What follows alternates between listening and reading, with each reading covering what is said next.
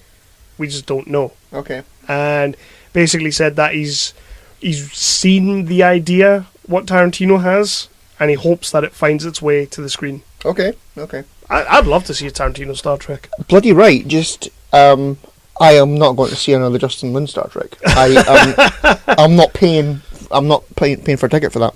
Ah, not even if you have to get your own popcorn. I don't eat popcorn. If I have to get my own Rolos, You have to go pick your own Rolos from my own Rolos from the Rolo tree. Ooh, that would be pretty Rolo cool. tree. I would eat more Rolos if there was a Rolo tree.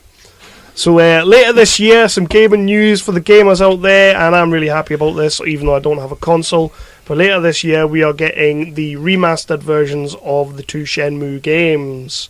You know, I love me some Shenmue. Oh yeah, is that the one that was on Kickstarter or whatever? Well, that's what it is. I'm assuming that this is like it's in prep for the new game because Right. it's got to be coming now. He got miles over his target. Yeah, it was ages ago, wasn't it? Yeah, they like broke all sort of like Kickstarter records. It takes a while to build a game, though. Yeah. You don't want it to be shite.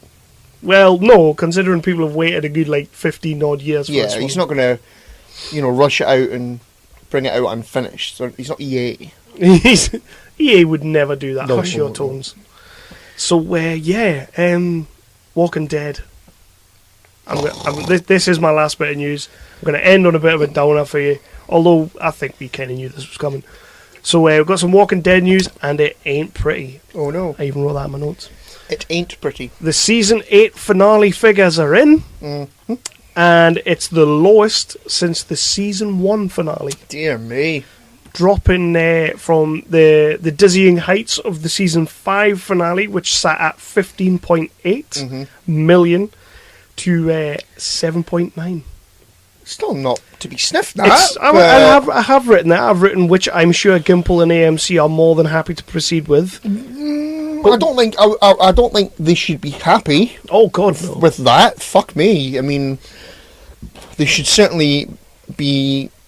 AMC should certainly be going, well, the lines go down, so what the fuck is going on? Yeah. They have to, man. And come on. What's going on, I mean, I've not watched it in about 2 years now, but what's going on, apparently, from what you've said, from what others have said, is the show's crap. The show's crap. Gimple is pretty much the main guy now. Yeah, Gimple and Angela Kang are like the two main people right now. Angela Kang's taken over as showrunner on the next season.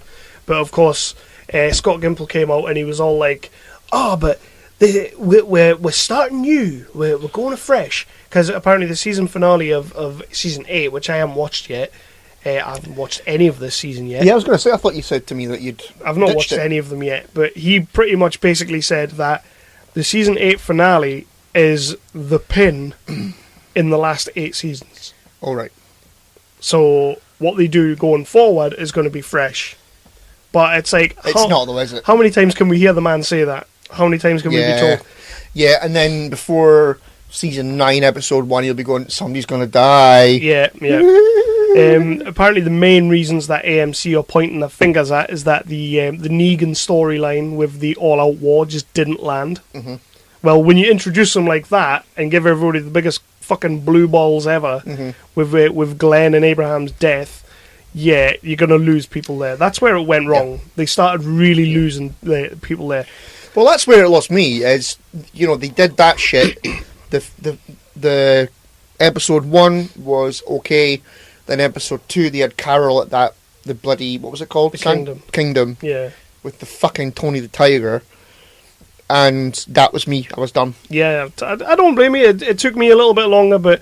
I'm pretty much done now. Like, I was planning when this season was finished, to knock through them all in a couple of days and see if it's done anything. But from what I'm reading, the writing is just gone. Yeah, and even my mum and dad were both massive fans of it. Yeah, and even they're saying, I don't think they've ditched it, but even they're saying like it's just not good. No, but even Kirkman's not on board anymore. Like he's gone. That was his baby. You know what I mean? Like, and they screwed him over. So is he still writing the comics then? Yeah, he still writes comics. Yeah, right. But he's got very little to do with the TV show because apparently, allegedly, AMC kind of just screwed him over a little bit. Right.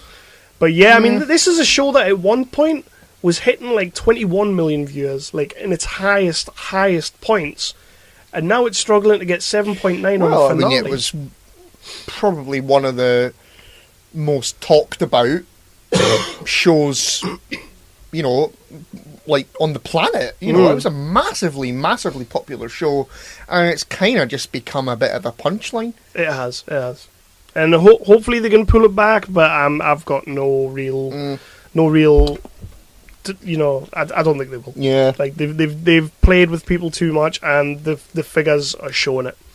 So yeah, that's me. I'm still done on that, and that's pretty much it for the news. Yeah, I did see one thing. I actually saw it when you were hunting for the memory card there. Nice. Apparently, Nick Cage is quitting acting. No, why? He makes like 20 movies a year. I don't know.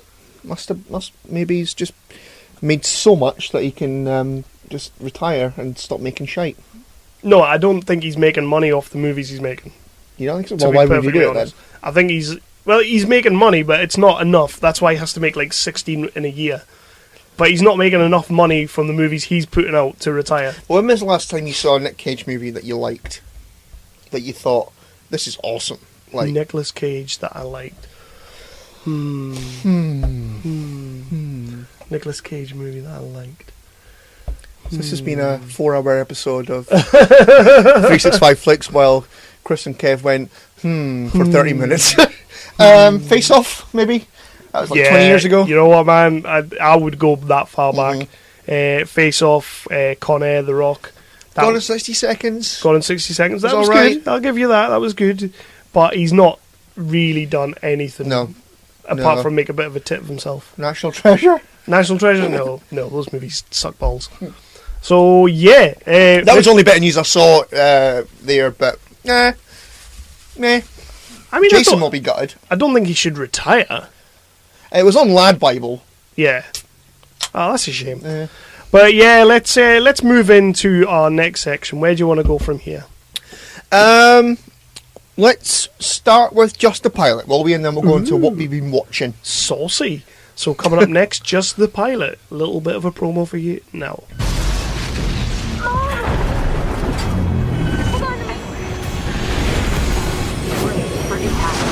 For impact.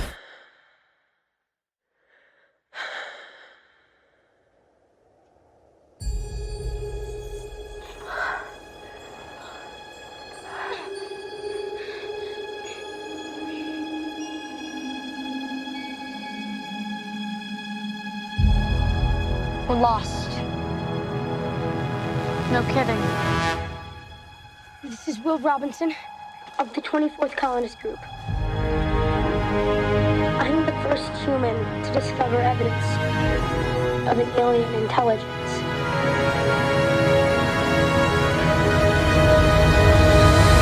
Well, this is your baby, so yeah. So, well, we were going to watch something else, but I can't remember what it was. I think it was The Glitch. Oh, The Glitch. But my Netflix account had a glitch. Yeah, so instead we watched the new Netflix original show, Lost in Space. That's a good theme tune. It is pretty badass, and it's good when they play it in the show.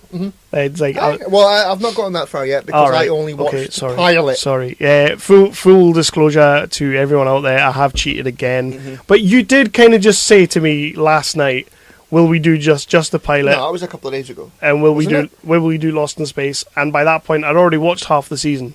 Fair enough. So I was like, fuck it. If it means I don't have to watch anything else, I'll do Lost in Space. Shoddy. How'd you get on with it? Loved the first couple of episodes, but there's a big reason for that. Did you see who directed them? Neil Marshall. Yeah. I mean, I'm going to love anything Neil. Not your typical Neil Marshall. Style. No. But I mean, I didn't realise until I've only watched the first episode, and it came up, directed by Neil Marshall, and I thought, I didn't know that. Like when I was sitting watching it, I didn't like you say, I had no idea that he directed these episodes, and I was kind of like, this does not feel like anything Neil Marshall's ever done before, and I don't know how I feel about this. But then when I got halfway through the second episode, I was like, yeah, I'm loving it. Yeah, it's Neil Marshall. There's some Neil Marshall-y stuff going on. Yeah. Okay. I am gonna watch episode 2. I think you should. You should stick with it. No, I enjoyed it. I really enjoyed it. I think the woman was in Deadwood. The guy, the bloke, not William Hurt.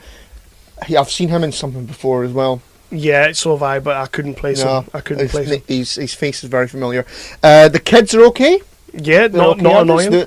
The wee boys, he did a decent job. He was like stuck on the tree. And he gets better as well. I thought he did a good job. The bit where one of the daughters, she swam down to try and thingy, and she got like the lake froze. I was getting That is kind of, it's weird. That's horrible. I didn't like that. And the camera was like right in her face, and she was crying. That was pretty Neil Marshall-y. That was cool. Yeah, that was very cool. I mean, what else do you say? It looks good. I think the special effects are decent. I'm hoping for a little monkey thing. Yeah, was there a monkey thing in the? Because I mean, like for everyone out there, Chris and I have never seen the original TV show from back in the fucking 20s. But our basis for this is the Matt LeBlanc movie. Yeah. Like, how do you feel about the Matt LeBlanc movie? I love it. I do as well. I think it's a good It gets time. a lot of hate. A lot of hate. But so do lots of things. But I always had a bit of a special place for the Lost in Space movie. I think that, it's not perfect, but I think that it's a serviceable, fun movie. Yeah, it's there's a YouTube reviewer that I sometimes watch, and one of his ratings is a fun time, no alcohol required. I would put Lost in Space in that bracket. It's good to have a drink while you're watching it, but you don't have to. Yeah. Because it's a good time. Yeah, well, I mean, I've not watched that movie in probably about 15 years. So, yeah, I might go back to it. I would definitely watch it again, especially after watching the show as well. Like I'm kind of feeling a bit nostalgic for it. I'm feeling a bit nostalgic for some Gary Oldman as Dr. Smith, because in this, you've only just met her, haven't you? She just came into the end of the first episode, so don't give me too much. I'm not going to give you too much, but she's very fucking annoying. But it's Parker Posey. Yeah, Parker Posey always kind of plays that ditzy, annoying. Bleh. She's just there on your screen, and you really wish you had Rachel McAdams instead of her. I would take that, because she is pretty much a second-rate Rachel McAdams. But the character's not sitting well. I don't mind her. I don't think you're supposed to like her though. Well, no, because she's evil. Oh well, but spoilers. That comes later. Well, we know she's evil because she's Dr. Smith. So she's supposed to be evil. And we know that Gary Oldman was evil. Exactly. Yeah. There's nothing much I can say about it. The kids are all really good. I don't really know why the dad's in it. Like, everybody sort of serves a purpose on the mission. Like, the mother's like a super scientist. One of the girls is like a super medic, and the other one's like a proper botanist or whatever. Yeah, and the wee boy's like a techie thing. And they've all got their place. I guess he'll... Well, I don't know, because obviously they're going back to the lead up to them going on the mission in the pilot anyway. I don't know if that continues, probably. A little bit. But I don't know at the moment how the dad ended up on the mission. Yes, yeah. So I assume... actually. Oh, right, so that's not been thingied yet? No, he's just kind of on the mission. Okay. Because he's a bit of a dick. So obviously that will continue through the series. Yeah. And we'll find out. And you find out how the boy's on the mission. I already know. How? That's the first episode. Was it? Did they show you that? Well, he got rejected. Yeah. He got Gattaca. Yeah. And then we don't know exactly what she did, but she made a deal with someone. I'm making eyes like I know, but I don't. I just thought you were making eyes at me. You Careful! So yeah, You poo. so You're a snake. You're a snake. I'm loving You're a it. snake. Fuck off. Head. Sorry. I'm really enjoying it. There was I'm enjoying Lost in Space. Yep. I'm definitely going to keep going with it, and just hope it sort of maintains. Yeah. I don't want it. I'm not that bothered if it doesn't get a lot better, but as long as it just doesn't dip. Yep. What? You're a poo. Right. So Would you like to know what we're going to watch next? oh, have we got another one? Oh yeah, Awesome, awesome, this is fucking classic award-winning stuff, probably. So we're not ditching Bust the Pilot. We're not going back to the well just yet. No. This is a show that's just started on Fox.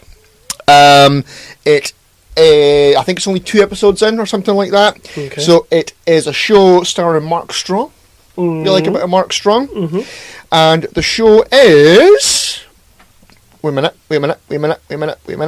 Fuck. Backdraft. No, that was just stupid. I wrote it down. Oh, there it is. Right. Deep State.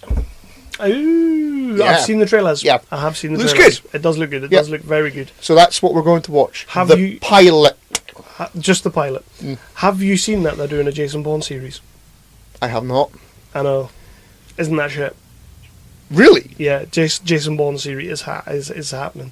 Oh, for fuck's sake. I know. You know, because they're doing like Shooter's got a season, Taken's got a season. Which I watched the first episode and no thank you. Terrible. Yep. You can take that back. Right, so They don't get this kind of humour elsewhere, Kev. you don't get this on History of Bad Ideas. It would just be like, ho, ho, ho. So yeah, that was just the pilot. What do you want to do next? You want to what we've been watching? You'd get the awesome jokes that never ever been made before. Like, you know what to do? You recommend the show to a friend, and then what do? Apologise. I've not heard that one. Have you not heard that one? No. Well, I think they save it for special occasions. All right, okay. Yep. Just every they don't churn it out like the rest of what? just like every other episode. Yeah.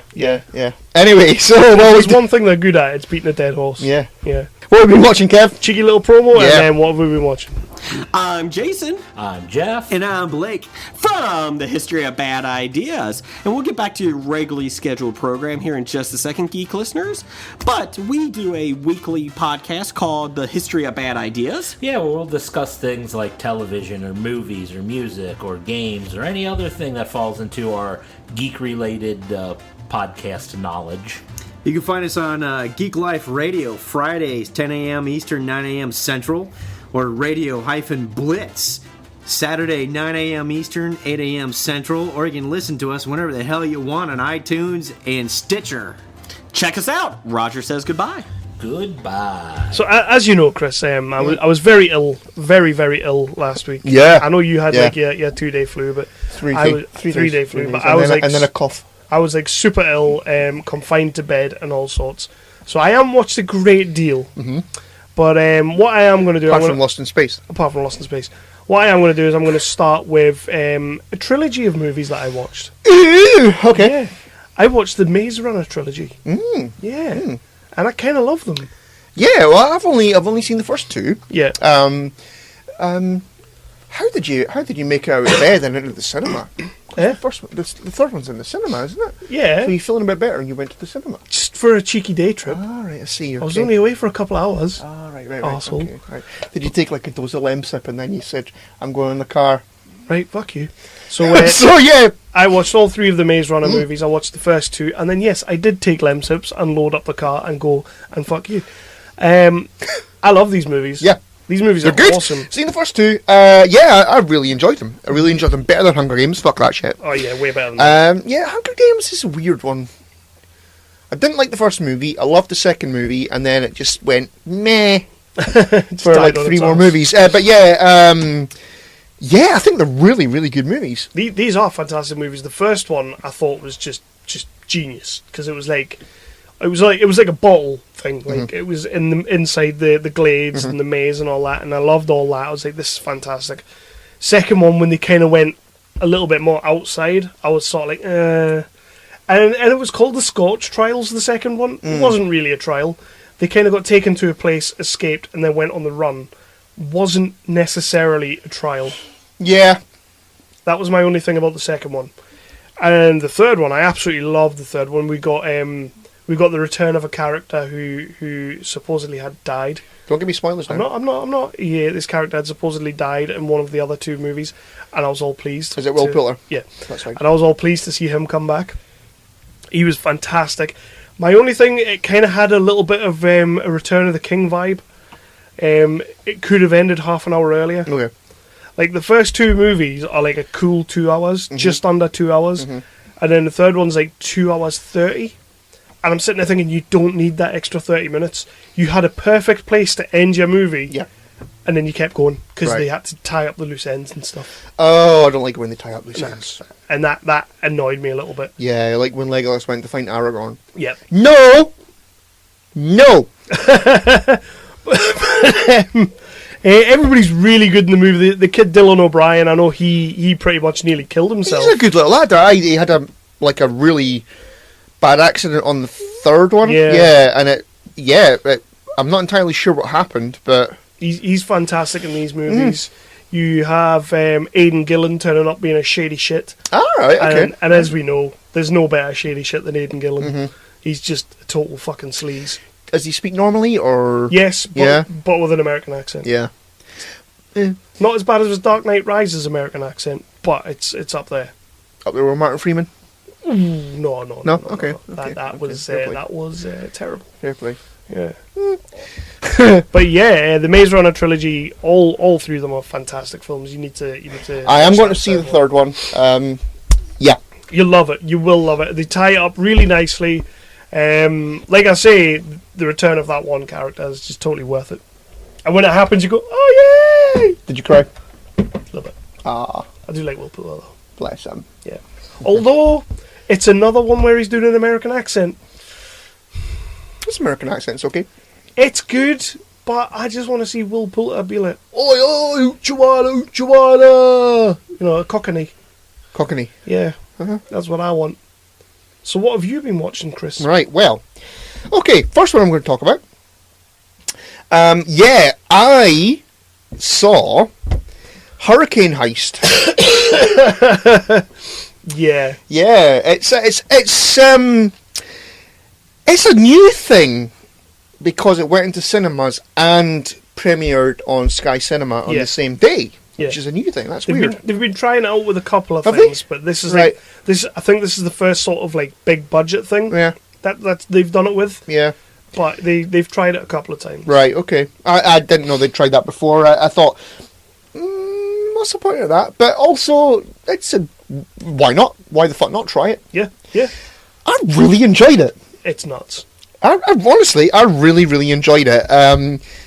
It's bonkers. Yeah. You know, it kind of gets more and more bonkers as the movie goes on, as you would expect. Yeah. As you would hope. Yeah. But, yeah, I fucking really enjoyed it. It just screams the asylum all over it. Yeah. Oh, yeah. But like with a budget and actors. Yeah, it'll be a tornado heist on the asylum. Yeah. Or tornado robbery. Tornado robbery with sharks on the plane. Ooh, I like that. That's the only thing that was missing from the movie was some sharks. Yeah, I kind of thought we might see some sharks. Yeah. But yeah, I had a good time watching it. I had a great time watching it. It's bonkers. It is bonkers, but, you know, fuck it. I know, it's like I said before, like about Lost in Space and stuff like that. It's just a fun movie. Like Hurricane Heist is just a fun movie. They're not taking it serious. And we got a bit of Chris Finch, bloody good rep. Bloody good rep. We did get him, and Ryan Quantan. I like a bit of Ryan Quantan. Is that the fella who was the guy with the mental jeep? You know who Ryan Quantan is? No, that was Toby Kebbell. All right. Ryan Quantan is Vinny from Home and Away. Or Suki's brother. Oh, right. Okay, yeah. Who the fuck is Vinny? I shouldn't have went from Home. Vinny was the lifeguard in Home and Away. He was in it for like a million years. Was he? And now he's like making a career because he used to be like super chunky, but now he looks like Suki's brother from True Blood. So he gets acting roles. Does he? Well, he's in Hurricane Heist. It's probably the first time he's acted since True Blood ended. No, he's done other things. Has he? He's done other things, All right, yeah. okay. All right, fair enough. He has. Fair enough. He's all right, bless him. But Toby Kebbell, the other guy who played his brother, is Koba from Rise of the Planet of the Apes. Ah. He did the mocap for that. Okay. I like him. He's all right. And Rock and Roller. Did you ever see Rock and Roller? Don't hurt me, Archie, I'm only little. That's Toby Kebbell. Uh, That was some pretty damn good Toby Kebbell. I did not see that. Did you not see Rock and Roller? No. Ah, Is it like another sort of... Guy Ritchie. Right, oh, fuck that. Yeah, I enjoyed it. Had a great time watching it.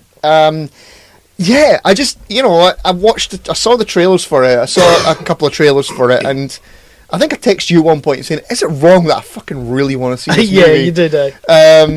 And yeah, had a great time. Yeah, it's a movie. It's just oh, fuck it. Just Yeah. relax and enjoy the movie. No, I'm with you. Relax and let it happen. You go. A movie that I watched, which also has robberies in it, and was sold as a robbery movie, and really is like a poor man's Heat. Fuck me, Gerard Butler needs to stop doing this shit. Oh, what's he done now? Den of Thieves. Like, I've never heard of it. it's everything about this movie screamed that I wanted to watch it. Like, you got some Gerard Butler in there. You got some, Ice Cube's son from Straight Outta Compton. It's like his real life son who played Ice Cube in Straight Outta Yeah, Compton. aye. He's up in there. Like, there's loads of people. 50 Cent, There's loads of people in this film that I'm sitting there thinking, this is going to be a good-ass film. Like, they're all going to be a bunch of gang-basting hard nuts, and they're all going to rob banks. You get a robbery at the start of the movie, you get a robbery at the end of the movie. The movie is 2.5 hours long, and you get fucking shit all in between. All right. Shit all, apart from Gerard Butler's marriage breaking down. Oh. The Gerard Butler's a cop, and they're part of like this team. Of course he is. They're part of the team that are going to like take down the robbers, and they but he's talking American, so he's take down the robbers. He does speak like that, doesn't he? He talks out the side of his mouth. So you've got they get Ice Cube's son. I'm really sorry, I can't remember the kid's name. But they get him, and they try to flip him. So they're all like, you're going to help us take down your crew. And he's like, I'm not going to help you take down my crew because they're not my crew. So he starts helping them take down the crew. And shit, man, this movie is just god-awful.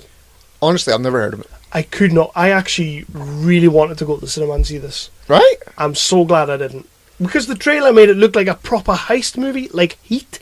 Like, the cops and the robbers. And there was going to be this cool little, like, Gerard Butler and the kid from The Wire doing like Al Pacino and Robert De Niro scene in the coffee shop, and they just, oh man, it's so bad. Gerard Butler's not got the acting chops to do that shit. No, he's not. He really hasn't, and he's trying. Bless him, bless him. He's trying, but I just get put off by the talking out the side of the face. Yeah, he does do that when he's doing American. It's terrible though. If you can't talk American naturally, without your face looking like you've got cerebral palsy or something. Wow. Stop doing it. Just talk in your normal... What is he, Scottish? He's talking your Scottish accent. People love Scottish accents. Yeah. He did it in 300. Exactly. Kind of. So just just put away the lockjaw and do some Scottish acting. I think like he had an accent coach or something when he was in acting school, and he started doing that. And the acting coach was like, what are you doing? No, I think the acting coach would be like, you know what, that's going to set you apart. That weird face that you're making right now, that's like what Jim Carrey does, but naturally. I don't know why I'm pointing over there, but I do genuinely think that they probably thought he looked awesome. Yeah. I'm Gerard Butler. Brilliant. Can you name like an amazing Gerard Butler movie apart from 300? One that you really, really enjoyed. Law-abiding citizen. That's the only one I could come up Yeah. with. I was sitting there talking to Lindsay about it, and I was like, what Gerard Butler movie do you think is amazing?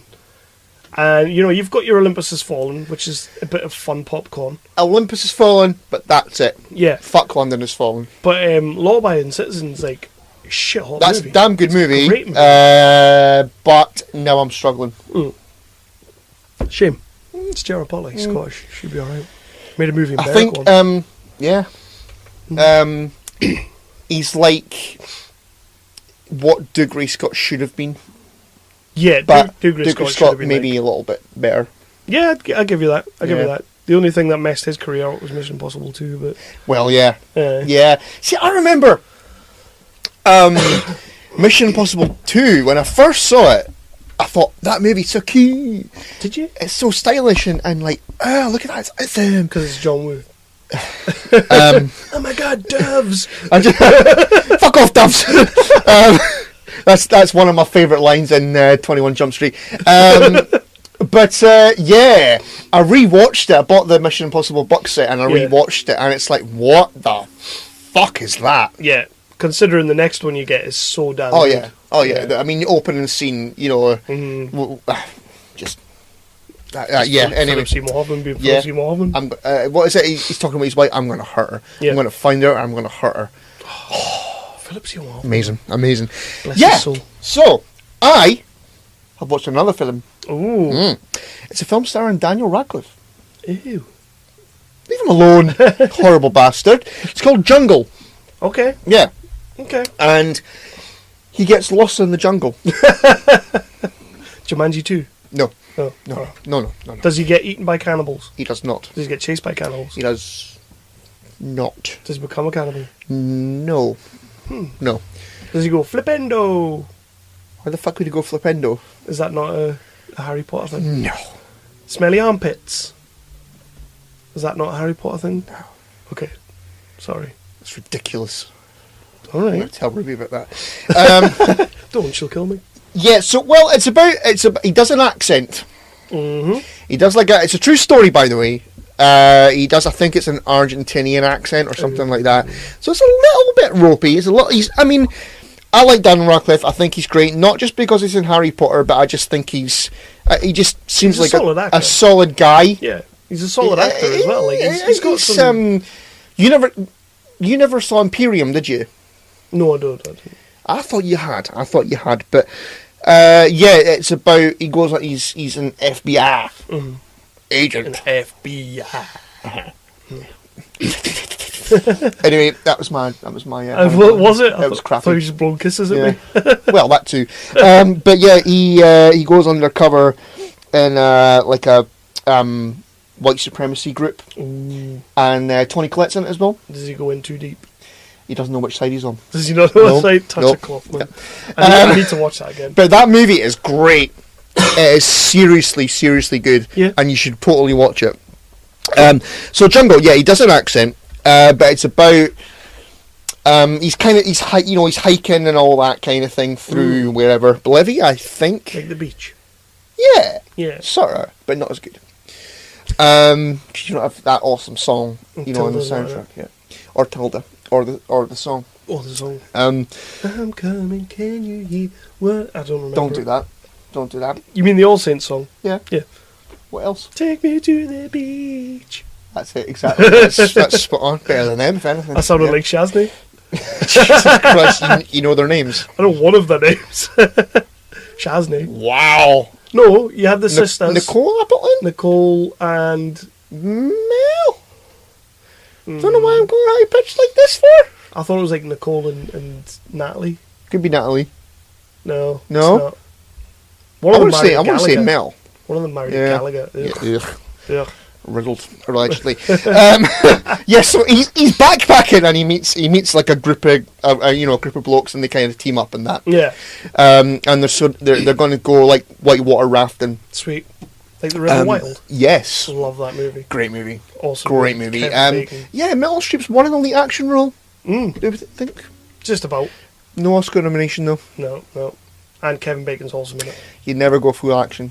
Not Meryl Streep, fuck.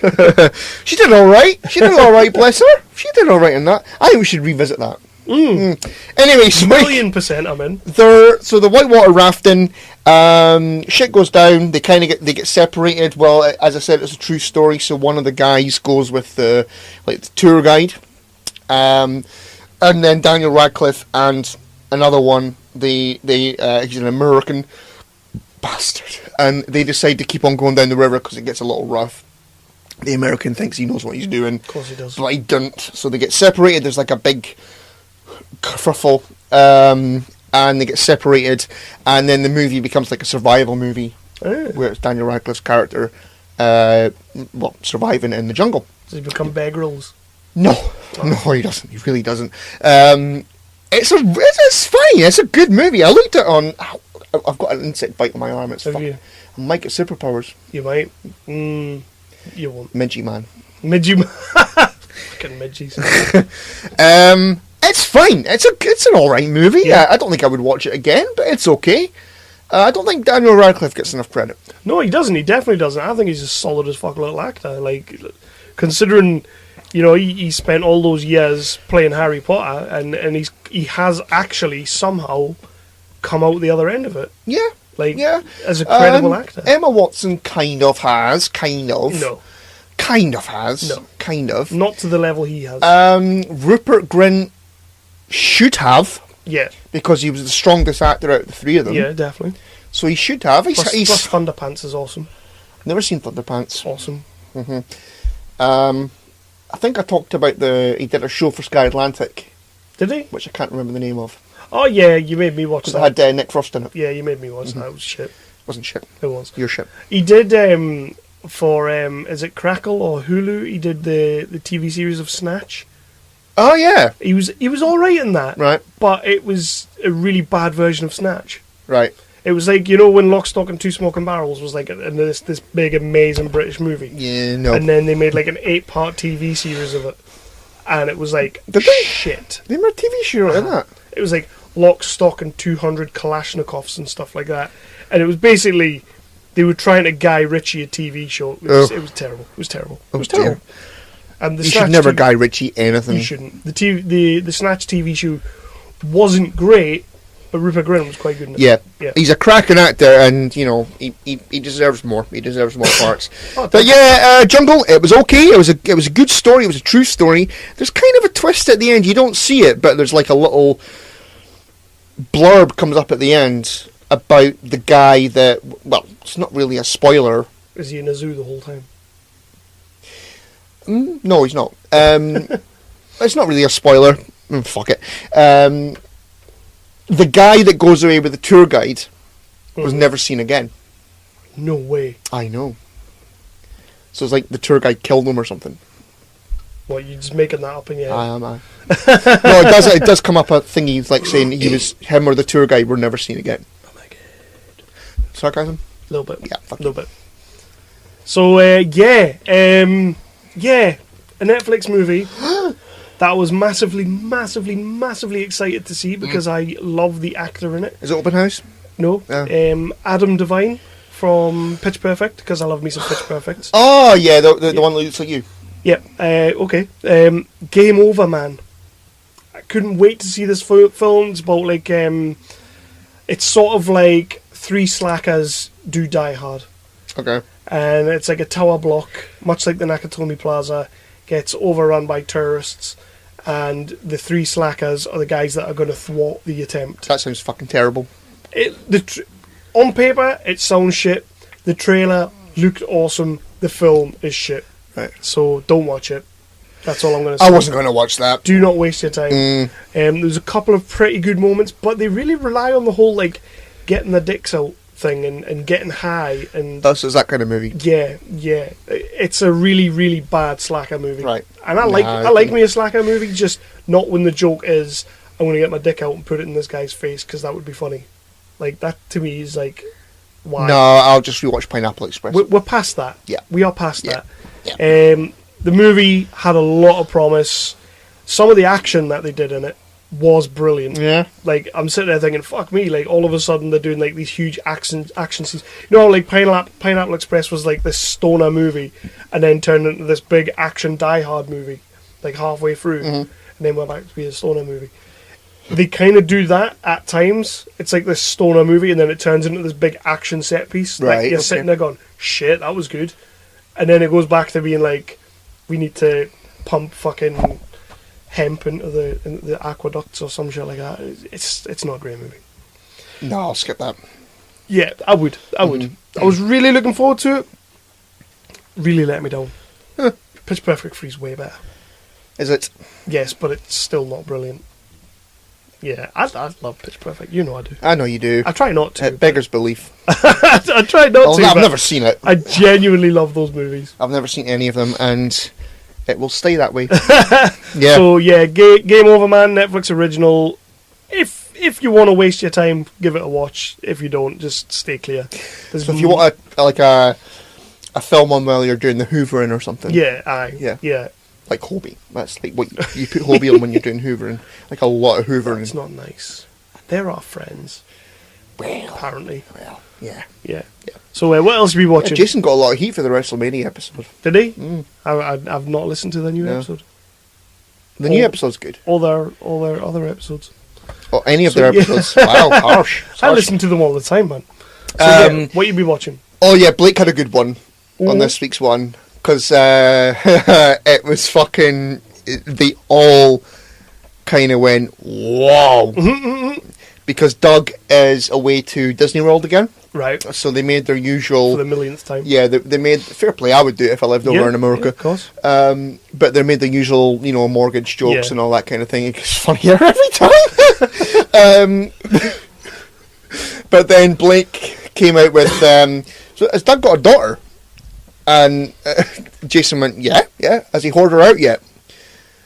Okay. And well, we met Doug's daughter at Cincy, and Jason went, she's 7 years old, Blake, and Blake didn't know what to say, and Jeff and Brigger didn't know what to say, and it was fucking hilarious. I'm gonna have to listen. Yeah, it was fucking great. All that Jason could get out was, yeah, Doug's gonna kill you for that. That was great, fucking great. So back to movies. I'm going to talk about two movies that are on the Netflix because it's a movie and its sequel. Ooh. First movie is Creep. Yes. What's the second one? No.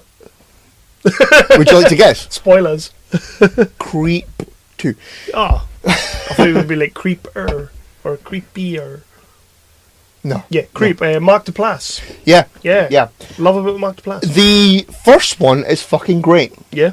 I've heard about it. So it's like a sort of footage thing, it's the first one is about a filmmaker who goes to see this guy because he hires him on Craigslist and nothing ever bad happens because of hiring someone on Craigslist. No, never. And then it becomes a kind of the guy's a creep. Okay. That's what it says on the creep. Yeah, the guy becomes obsessed with the filmmaker, and he's saying he's in love with him and all that kind of thing, and it is genuinely creepy. Mm-hmm. There's a bit where the guy's at home. Who plays the creep? Mark Duplass. Mark Duplass. Yeah, he would play a great creep. Yeah, he's great. He's the first one. He's fucking great. Honestly, he's a phenomenal actor. There's a bit where the guy's at home, and the guy sent him a DVD, and it's again he's obsessed with him and all that kind of thing, and he's left his camcorder on the table, filming him as you do. I always have a camcorder on my table. No, it doesn't start working. But the cameraman guy, he hears noises and everything, so he goes to investigate, and the camera's still on the table because movies. And Mark Duplass just sort of shows up at the window, and it's creepy. It's fucking scary as fuck. Scary as fuck. It is creepy. Yeah, it really is, and I really enjoyed the first one. Then I put the second one on. Not so much. No. What happens? Terrible. Difficult second album. It's terrible. It's fucking awful. Why? Well, it's the same thing. It's a woman who's trying to have a YouTube channel. We hate that. Yeah, bastards, man. So she's trying to do a YouTube channel, but it's a failing YouTube channel. And again, with the Craigslist, and she goes to meet him, and he sort of says, "Yeah, I'm a serial killer. I've killed 39 people or whatever the fuck." Right. And she doesn't believe him. Obviously. You know what? If somebody said to me, "Chris, I'm a serial killer. I've killed 39 people," I'd be going, "Okay, I'll see you later then." I would take their word for it.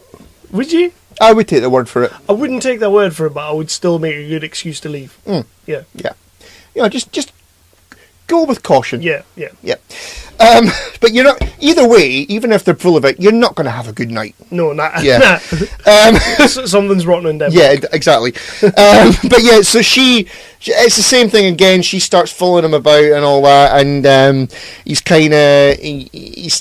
telling her about how he killed people, and he starts telling her about his life and all that, and it becomes like a sort of dark comedy where he decides that he's going to kill himself. Cool. And he's like, no, it's not cool. It's shit. Okay, it's shit. It just it then becomes. not cool.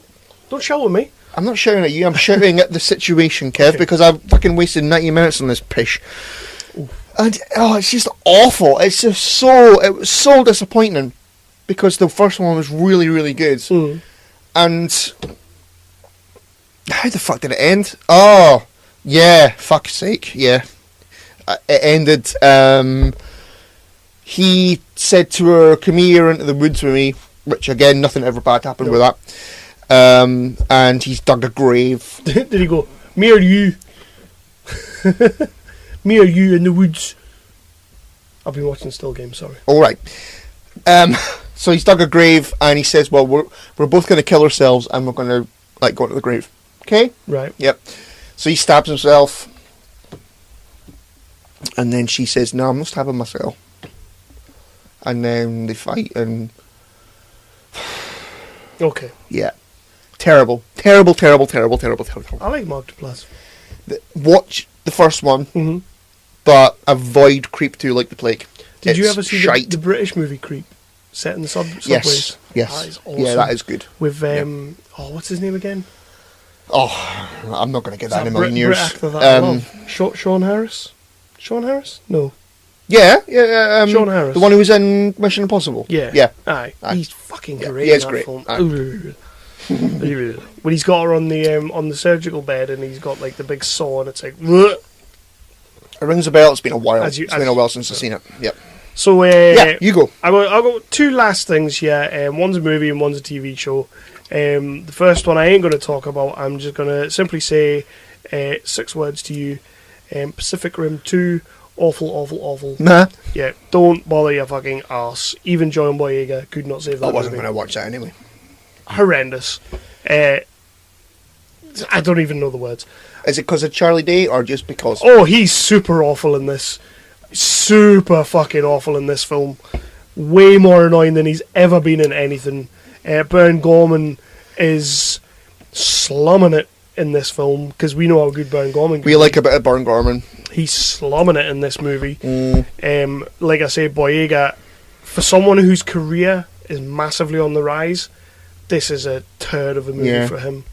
I wasn't. Is it by Guillermo del Toro? No, I think he's like. It's you would think that'd be better then. It's one of those like produced by sort of. I think his name's on it, but he did fuck all on it.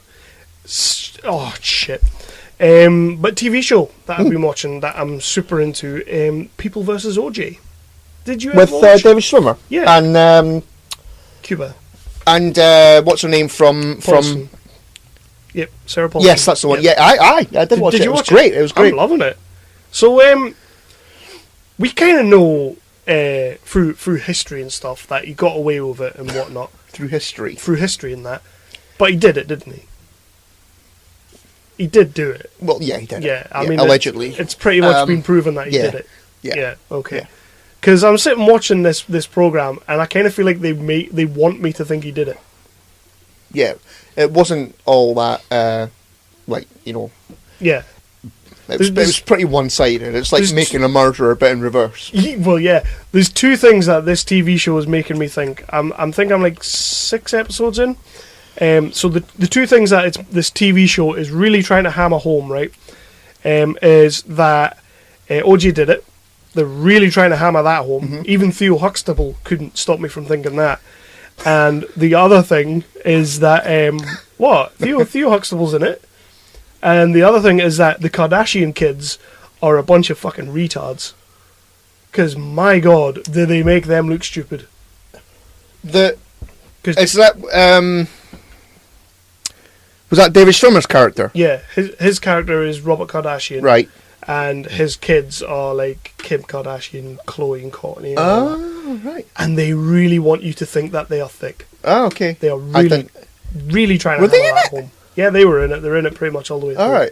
Like, I'm 6 episodes in. They've been in just about every episode. Okay. I can't remember them. Yeah, because apparently he was like best friends with OJ. Yeah. And yeah, he tried to help get him off. Well, he got him off, but he definitely did it. And this TV show is making me think, you did this. Mm-hmm. You did this. Even Cuba Gooding Jr., who I get the feeling is trying not to be too biased, is like, he did this. Yeah. You're a liar. You're a phony. You're a big fat phony. You fake. But yeah, People vs. OJ, I'm loving it. It's good. Really good. enjoying it. Yeah. And there's another one, isn't there, right now? About the Menendez brothers? Yeah, the Edie Falco's in it. Yeah. If she's in it. I watched it. It's not as good. No. It's a little bit melodramatic for me, but it was good. I watched it all. I did enjoy it, but it's a little bit. It's a bit more American TV-y. Is this their Underbelly? Did you ever watch Underbelly? No. Underbelly's No. like the Australian one that's all like true crime. Every series sort of deals with a decade. Is this... See, I thought like it's the same makers of American Horror Story. Yeah. So I don't know. I guess they've made loads, but we don't get them all over here. Oh well.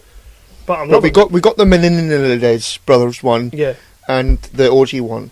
I would watch more of them. I'm loving the OJ one. But do watch the Menendez one. I will do. Edie Falco. Just because Edie Falco's in I'm it. gonna watch it. Yeah. But that's all I've got for what I've been watching. Okay. You got anything else? Yeah. Oh. Yeah. So right, I'll not talk about any more films. I've got one more about. Yeah, it's called Marrowbone. Yeah, you told me It's a horror film, and it's fucking depressing. Yeah. It's good. Can you buy it on Monopoly, or is that Marleybone? It's Marleybone. Aye. Yeah, you tit. Crack on. You muckle tit. I love Monopoly. Yeah, it's good. It's a British film, and it's about a family who moved to America. Their mother dies, and so the kids they have to pretend that the mother's still alive. But it's like there's a situation in the house where they have to keep all the mirrors covered and all that kind of thing. But it builds to a story. I mean, as movies do. You would expect. Yep. You would expect fucking Michael Bay exclusive. Exclusive. But leave Michael Bay alone. Nah, I ain't gonna. Yeah, but it's like it is good, but it's fucking depressing. Yeah. Yeah. Yeah. Just like most Brit flicks. Spoilers. Basically, it turns out that they were on the run from their nutter father. Oh. And why is the dad always a wrong un? I don't know, man. Yeah, but it's fucking sexist if anything, isn't it? Yeah, it's never like the mother's like a total lunatic. How many movies have you watched where the mother's a lunatic? Friday the 13th. Who's that? Oh, Mrs. Voorhees. But you didn't really find out. Till Scream the end of the 2. film. Scream 2. Yeah, Billy's mother. Billy's mother. That was my Timothy all fantastic. Brilliant impression. I'll get to him in a minute. Yeah. Alright. Awesome. Yeah, it's depressing. It turns out that basically the eldest brother, his sister, other brother, and little kid brother were all murdered by their father in the attic room, and he was so fucking devastated, as you would, by it, that he created them in his head. Oh god! And so the whole thing is like they were all in his head. Oh shit! Yeah, it's fucking depressing. It really is. I was good. hoping for a good ghost story, but got does a psychological pish. Yeah. Timothy Oliphant. Yeah, what's he doing? Drew Barrymore. Santa still Clarita banging on Diet. about this? It's great. You spoke about this on the last episode. No, I fucking didn't. You did. No, I didn't. You did. No, I didn't. I will rewind the tape and you will see. Well, no, I didn't. Are you loving because I finished it. You finished There's it? 2 seasons. 2 seasons now, Yeah. yeah. I definitely didn't speak about it on the last episode. What's it about? Drew Barrymore becomes a zombie overnight. Okay. Yep. Yeah, so she has to start eating human flesh. Mm-hmm. And so Timothy Oliphant is her husband. Say his name properly. Timothy Oliphant. Say his name properly. Timothy Oliphant. Ollie Fantastic. Fuck yourself. Timothy Ollie Fantastic. No, I refuse. That is his name? Nope. That is for his name? Mm-mm. Okay, crack on. They've got a daughter as well, and so they decide to help her to survive, basically, on human flesh. It's great. It's just half-hour episodes. I think there's like 10 or 11 in a series. Yeah, it's funny as fuck. Honestly, I'm sure I watched like the first couple of episodes of the first season back when it like first came out, but I never went back to it. Yeah, it's fucking hilarious. It really is. Barrymore, I do like it. Yeah, and she's usually she's quite great good in with the it. Timothy Olyphant is fucking great in it. Timothy Olyphant is great in it. I mean, you can. It just feels like they're having a fucking awesome time. Yeah. And it is honestly, genuinely fucking hilarious. Mm-hmm. Is there any Nathan Fillion action in it? Nathan Fillion is in it. Mm-hmm. Does he get eaten? Spoilers. Yeah, he does in the first episode. Yeah, I know. Yeah. I know. I remember. That's like pretty much the only thing I remember. But then later on, they have to go back because they're gonna. Something happens. It's like going to be a new housing development because they're realtors. Okay. And it's going to be a new housing development, and they have to go back and dig up his remains, and so his head is still alive. So Nathan Fillion's head is in it and speaking and all that. It's honestly, I fucking loved it. Absolutely loved it. I might go back to it. I'll give it. You should. Honestly, yeah, funny as fuck. Yep. Next one. This is on Amazon TV. Ooh. Ooh. Getting all swishy with your Amazon TV. Okay. The Looming Tower. The what? The Looming Tower. Okay. The Looming Tower. Okay. Fantastic. I've read about it. Yeah. I've heard a lot of good things about it. Yeah, Jeff Daniels is in it. Yep. And it's about the lead up to 9/11. Bit depressing. Yeah. Well, it's not depressing. No, it's not depressing. Okay. Well, not yet. I've got like 2 episodes left, but it's basically about the CIA and the FBI kind of like butting heads and not sharing information and just sort of pissing on each other's chips and stuff. Is that not like what Arlington Road was about? With Weren't Jeff they? Daniels? That wasn't Jeff Daniels. That was Jeff Bridges. No, Arlington Road was Tim Robbins. Yeah, and Jeff Bridges. Jeff Bridges in that. I think so. Somebody was in it that looked a bit like Jeff Daniels. Jeff Bridges. Okay. Yeah. Okay. Yeah, Looming Tower. I've got 2 episodes left. It's really, really good. I am going to give that one a go because I keep reading a lot of things about it. A lot of people have told me. One of the people I work with has been watching it, and yeah, they're raving about it. So I'll give it a go. I'm going to give it a go. Definitely. Yeah. Fair play. Yeah. So do you get to see the planes going in? Well, I don't know yet. Ruby's talking about the Twin Towers at school right now. She's learning about it. Right? Yeah. Bless her. How funny is this? We was having a conversation about it in the car. Oh, what did you say? And she was on about the 9/11 and the Twin Towers and everything. Right. And she was saying, tell me how she's been learning about it. And I said to her, so tell me what happened then. What happened? And she was kind of like, well, some Muslim terrorists got hold of the planes and they crashed at the Twin Towers. And I was like, well, that and the American government setting charges and stuff kind of helped a little bit. And she was kind of like saying to me, she says, do you remember what you were doing? Because a teacher said that everybody remembers what they were doing that day. And I was like, well, of course I do. I was like, I was on the radio at the time with my friend Matt, who I mentioned earlier, made the movies. And it happened as we were on air and we had to go live and tell people about it.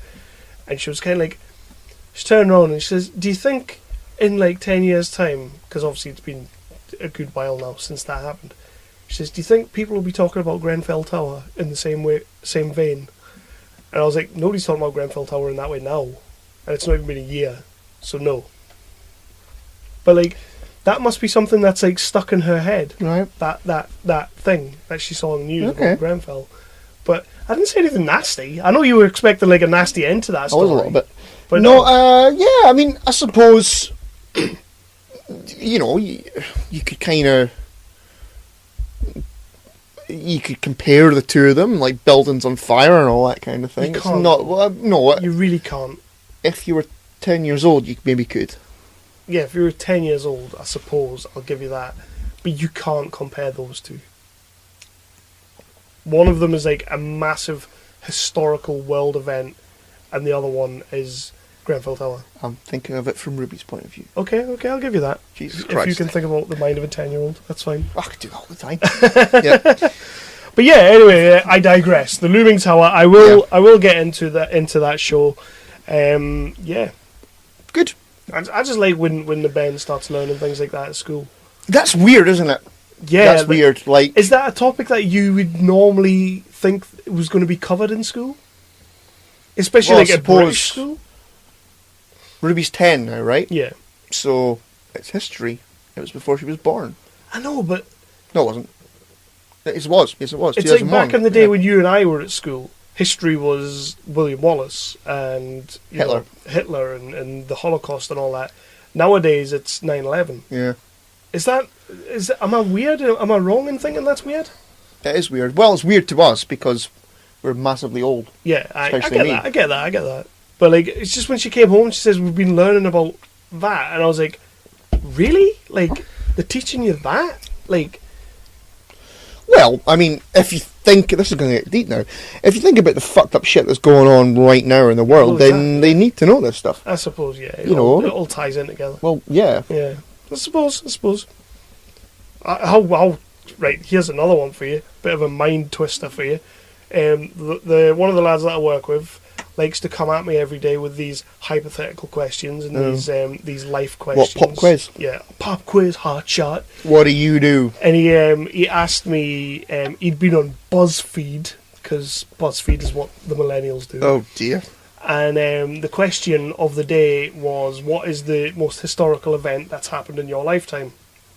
And which is quite funny because obviously me and Ruby had been talking about that. And I was kind of like, well, the first thing that springs to mind is 9/11. And I was like, but almost at the same time, I'd be tempted to say Dunblane.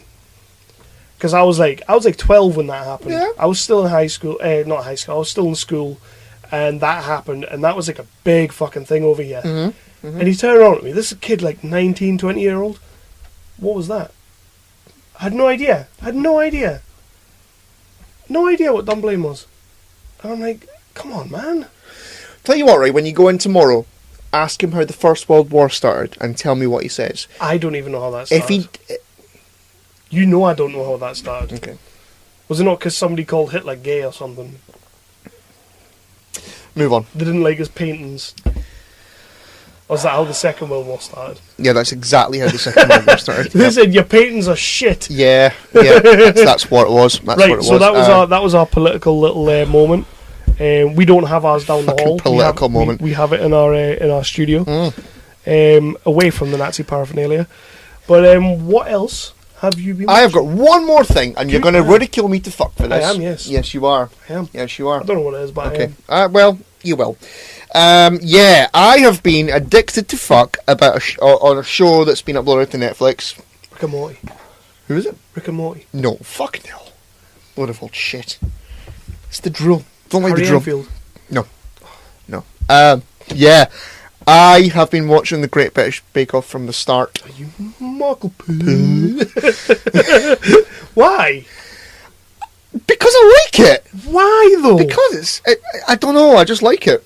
I don't watch. I've only K-pop. watched it for the last couple of years. It was Paul Byrne who got me into the show, of all people. Aye.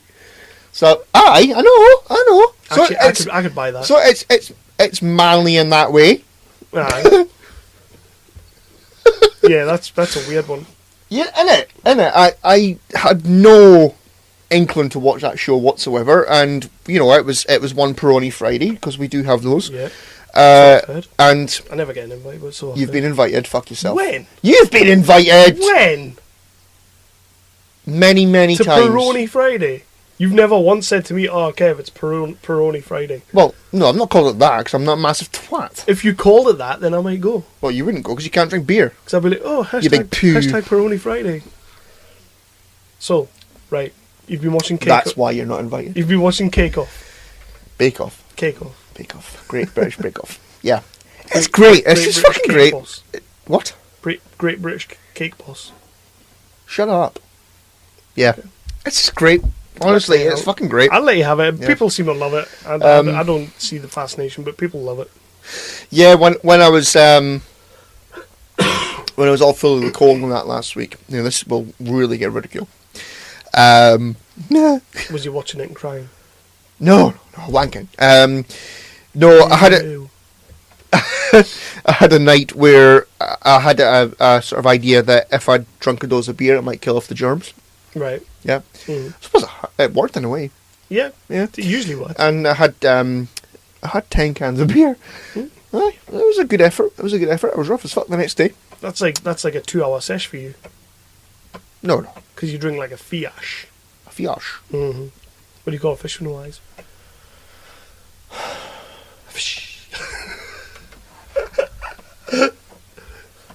That. Absolutely fucking not. That was. Is that your pattern now? That's a great joke. It's not. It is. It's really fucking not. Right, It's really fucking not. Okay, right, talk move about on. your cake-off pish. Oh yeah, I got Mortal and Ordinary Pay cookbook. Oh, you fucking wanker. Yep. Yeah, that's all. That's all I've got to talk about there. I've got one more thing to talk about. It's a graphic novel. Ooh, Or it's you've been doing some reading. Pictures. Mostly pictures. What graphic novel have you been reading? March. March. Yep. Is that like? It's sequels to April? it's a trilogy of graphic novels. Is it January, February, March? It is not. Okay. It is not. Could have worked. March, April. Yeah. Barnes Noble lent it to me. Okay. After I put on the Facebooks that I was watching Selma. Okay. Yeah, and it's about it's about the like freedom riders and you know all that kind of era, you know, that kind of, all that kind of stuff. It's fucking bleak, some of it. It tells you a lot of stuff that went on. It's really, really good. The artwork is gorgeous. It's absolutely stunning. And yeah, I'm really enjoying it. I'm on the third book now. You'll not like it. So what are the other two called?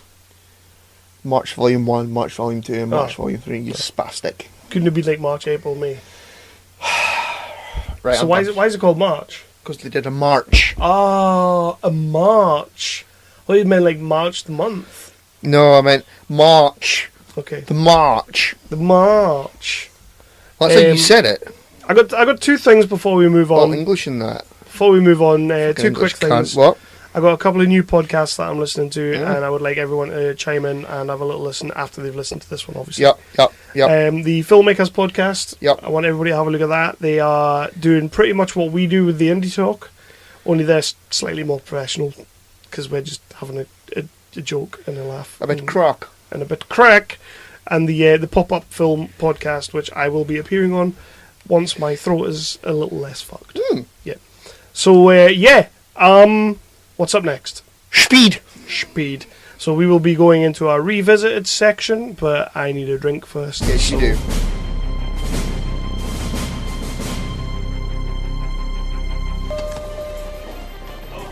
All right, gentlemen, what we have here are 13 passengers in an express elevator. Bomber wants $3 million or he blows the emergency brake. This ain't a bus stop. No, man. Get rid of your butt, Andy. Okay, it's gone.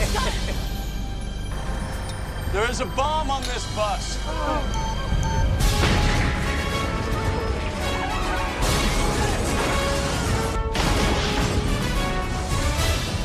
Pop quiz, hotshot. Once the bus goes 50 miles an hour, the bomb is on. If it drops below 50, it blows up. What do you do? Everybody hold on!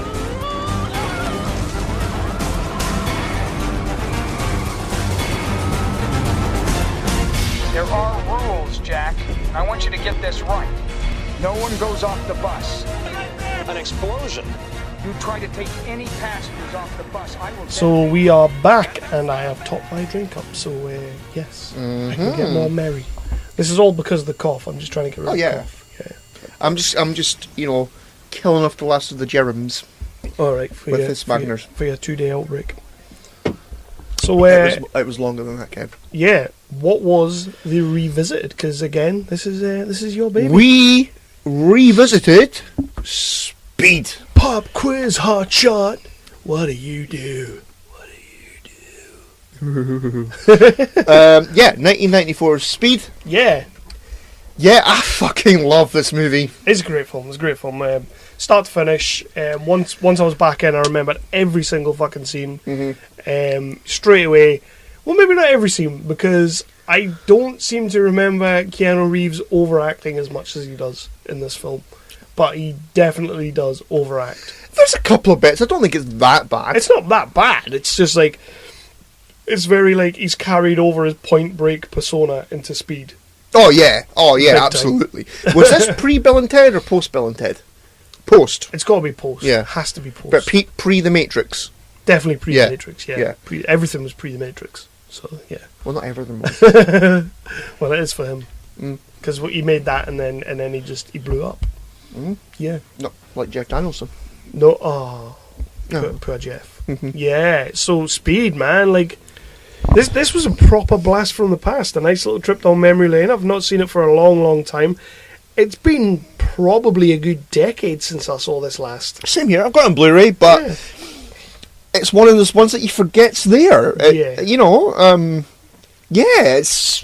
but I had a fucking fantastic time watching it last night. Keanu's great. You've got Dennis Hopper monologuing Dennis like the a son fuck of a bitch. Hopper. He's great in this film. He's got a weird pointy finger. He does, yeah. It does look like a wanking claw. But he's just like he's having fun with this movie. Like he's playing a sinister shit and he's having fun. Yeah, he's just he's hamming it up. Yeah, he's having a laugh riot. And you know the bit where he goes where he presses the button and what's her name, like she's trying to get off the bus. And he presses the button and a little wee mini explosion goes off and she falls off and Annie rolls over her. Yep. And he goes, interactive TV Jack, the way of the future. That's fucking hammy as a bastard. He's got a couple of lines that are hammy as a bastard. But and let's deal with the elephant in the room, Sandra Bullock not being massively annoying. I don't think Sandra Bullock's massively annoying. She can for the most part. She can be. Of course she can be. Yeah. But she's okay in this. Was this her first role? No. She had to have done things before this. Had to have. This isn't the sort of movie you just jump into. You can't just jump into this movie alongside Dennis Hopper, Keanu Reeves, and just think you can box. And the captain of the Enterprise B. I don't know what that means. You know the what's his name out of Twister? Yeah, no. Bill Paxton? No, the guy who's sitting behind Sandra Bullock on the bus when she first gets on. Oh, Alan Ruck? Yeah, who was in fucking Twister and he was a captain of Enterprise B in Generations, you tit. Oh, I love a bit of Alan Ruck. I was buzzing when I saw him, because was he not in Ferris Bueller's Day Off as well? I have no idea. Did you not play Cameron? Years and years and years. I'm going to make sure that he was in Generations in case I'm made a complete arse of myself. I think you're right. I vaguely remember it. I think I'm right. Yeah, I vaguely remember it. But he was also in like Young Guns as well. Young Guns 2. Yeah, that's right. Yeah.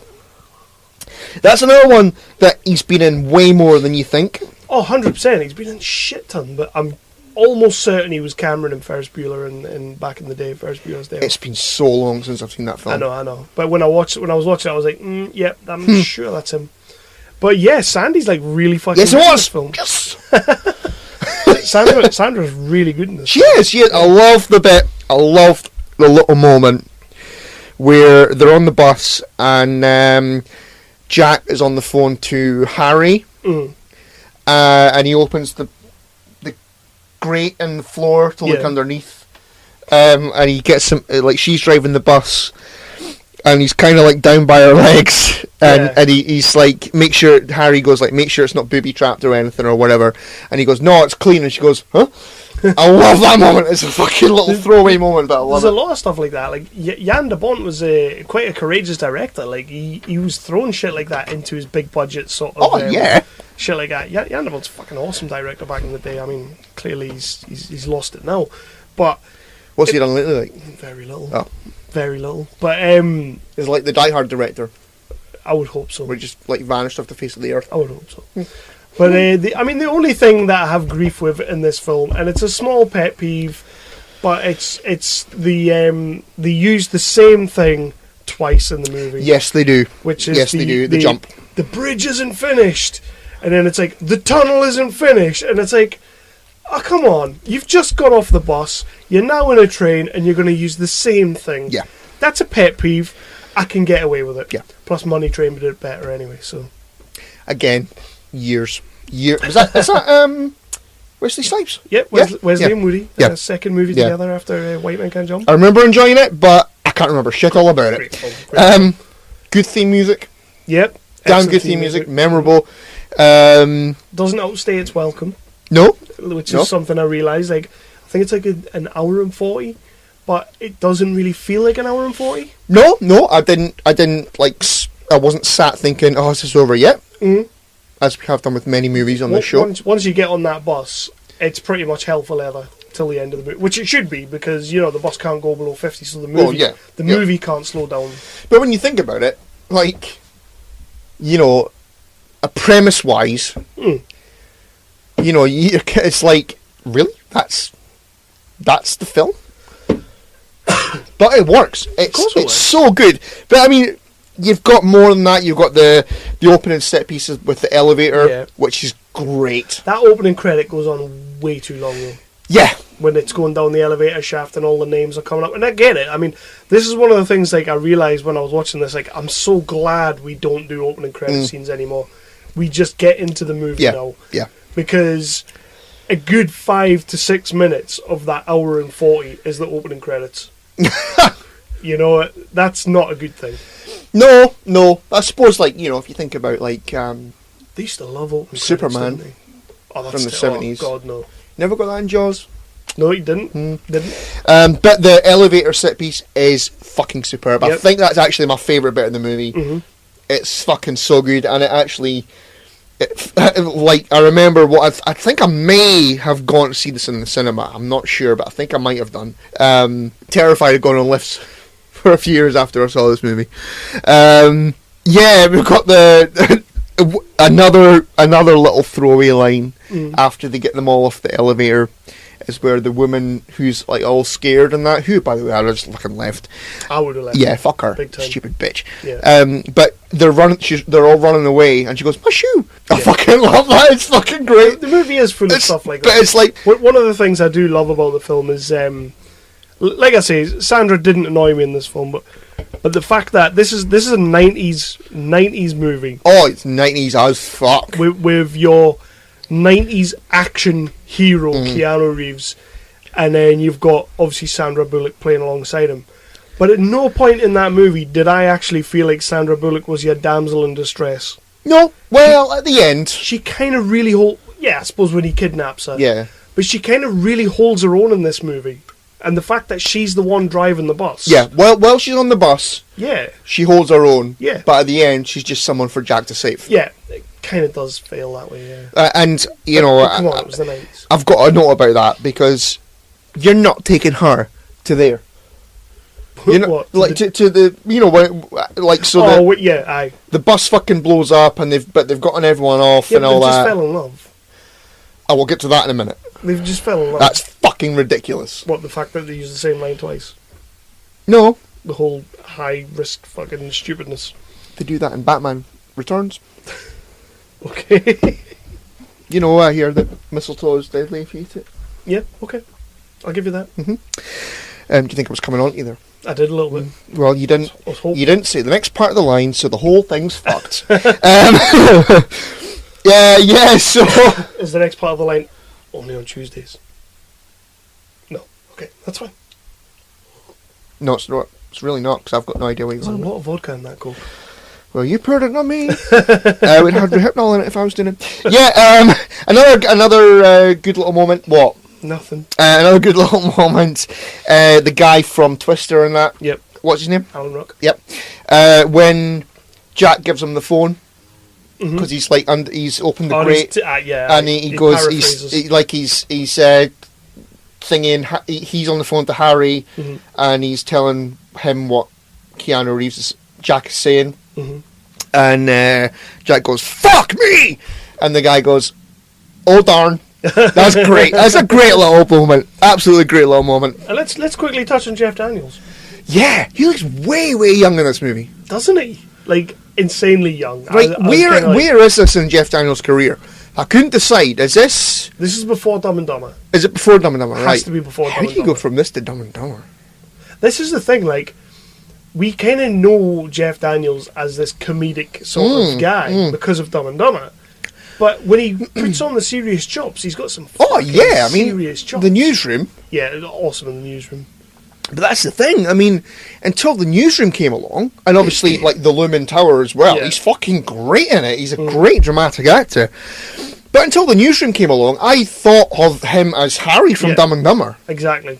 It's mad. So, it's mad. Maybe it's a thing where the movie was so popular that he became typecast. Pretty much.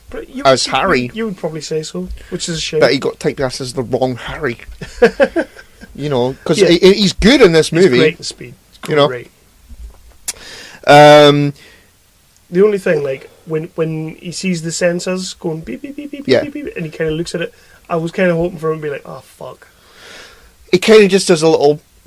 But I like it when they go, oh, shit. I like that in movies. Or just offer fuck. Just something like that. Yeah, I would have been okay with that. Or like, dag nabbit. It's a bot. Right. A little gripe. We'll get into gripey things now, okay? Okay. Little gripe. When they're getting the shot bus driver off the bus. Yes. So they get him off the bus. And then the policemen start shouting at the woman who dies now in a minute. Come on, lady, come on. Yeah. You know, you're terrible at your fucking jobs. You have no idea what's going on. And their boss, Miles Dyson, was fucking stood right there. I was like, what are you doing? We've got the fucking demands of the tourist. What are you fucking doing, you ass clowns? Because they were pretty much willing to give up everything to the terrorist. Like this whole movie. Yeah. I thought America didn't negotiate with terrorists. Oh, they negotiate with Dennis Hopper. Oh, yeah. Yeah. Because at the very start with the elevator, he's going, I need the goddamn money now. And he was getting it. Oh, yeah. He's getting whatever he wanted. Well, we spoke briefly about the jump on the bus shark moment. Which is fucking nonsense. It's bad. Absolute nonsense. How does the bus go from straight to being like fucking E.T.? Well, he says there's an incline. There isn't an incline. There's not at all, no. The front of the bus just kind of goes... Meh. Put a ramp at the end of it. Yeah, just have the fucking road go up a little wee bit. It's nonsense. It's fucking nonsense, but what the hell? It's the 90s. What the fucking hell? You just have to, like, accept that the second half of the bridge is about 10 foot lower than the first half. Yeah, Annie's getting a fucking bit of pavement through her face. That's what's happening. Shit, that never happened. That was a different ending. That would have been a different ending. A little bit downbeat. Right, okay. Yeah, other gripes. Okay, so Bomber fella, Dennis Hopper, has got a camera behind the mirror. Yep. And he can... Well, we see the footage in his room where he can see Annie driving in a grainy black and white fucking screen.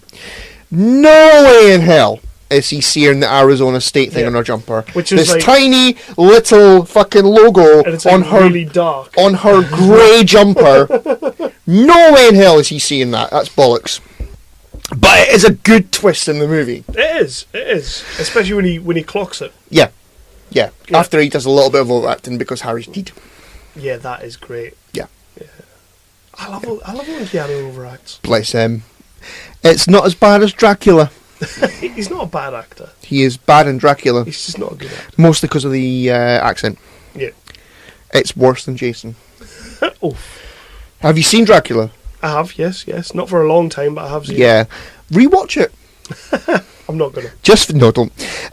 Gary Oldman, though. Is he doing ham and cheese? No, I don't think he does in that.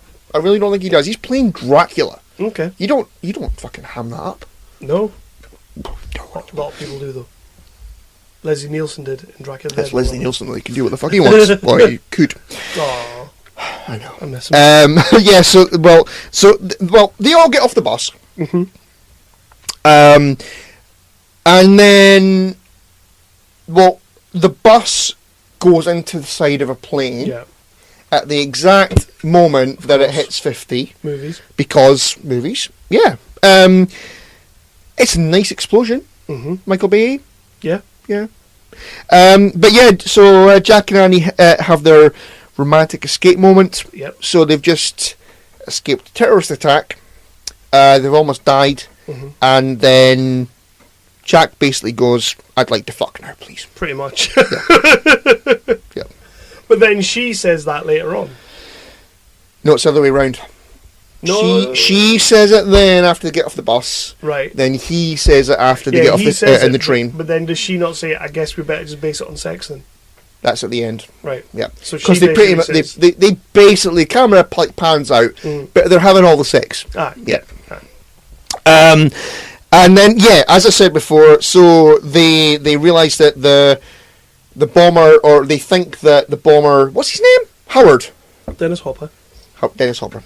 Bomber fella. We'll just go with Dennis Hopper. Yeah. He doesn't know that it's been a loop. Yeah. Yeah. And he doesn't exactly say it quietly.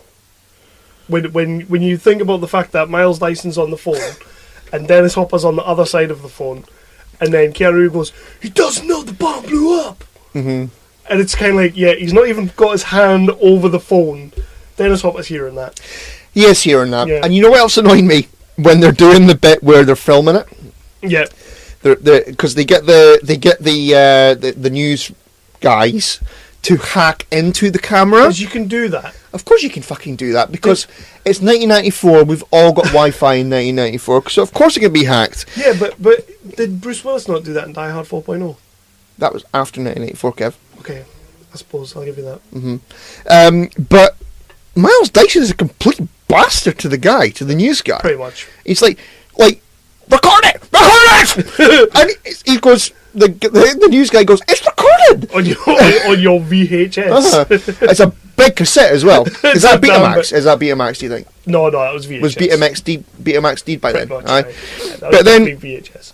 So he does it, and then the guy doesn't even, the poor little bastard doesn't even get a chance to press play, and Miles Dyson goes, run it! Run it on a loop! Fucking hell! Calm the fuck down! It's Miles Dyson.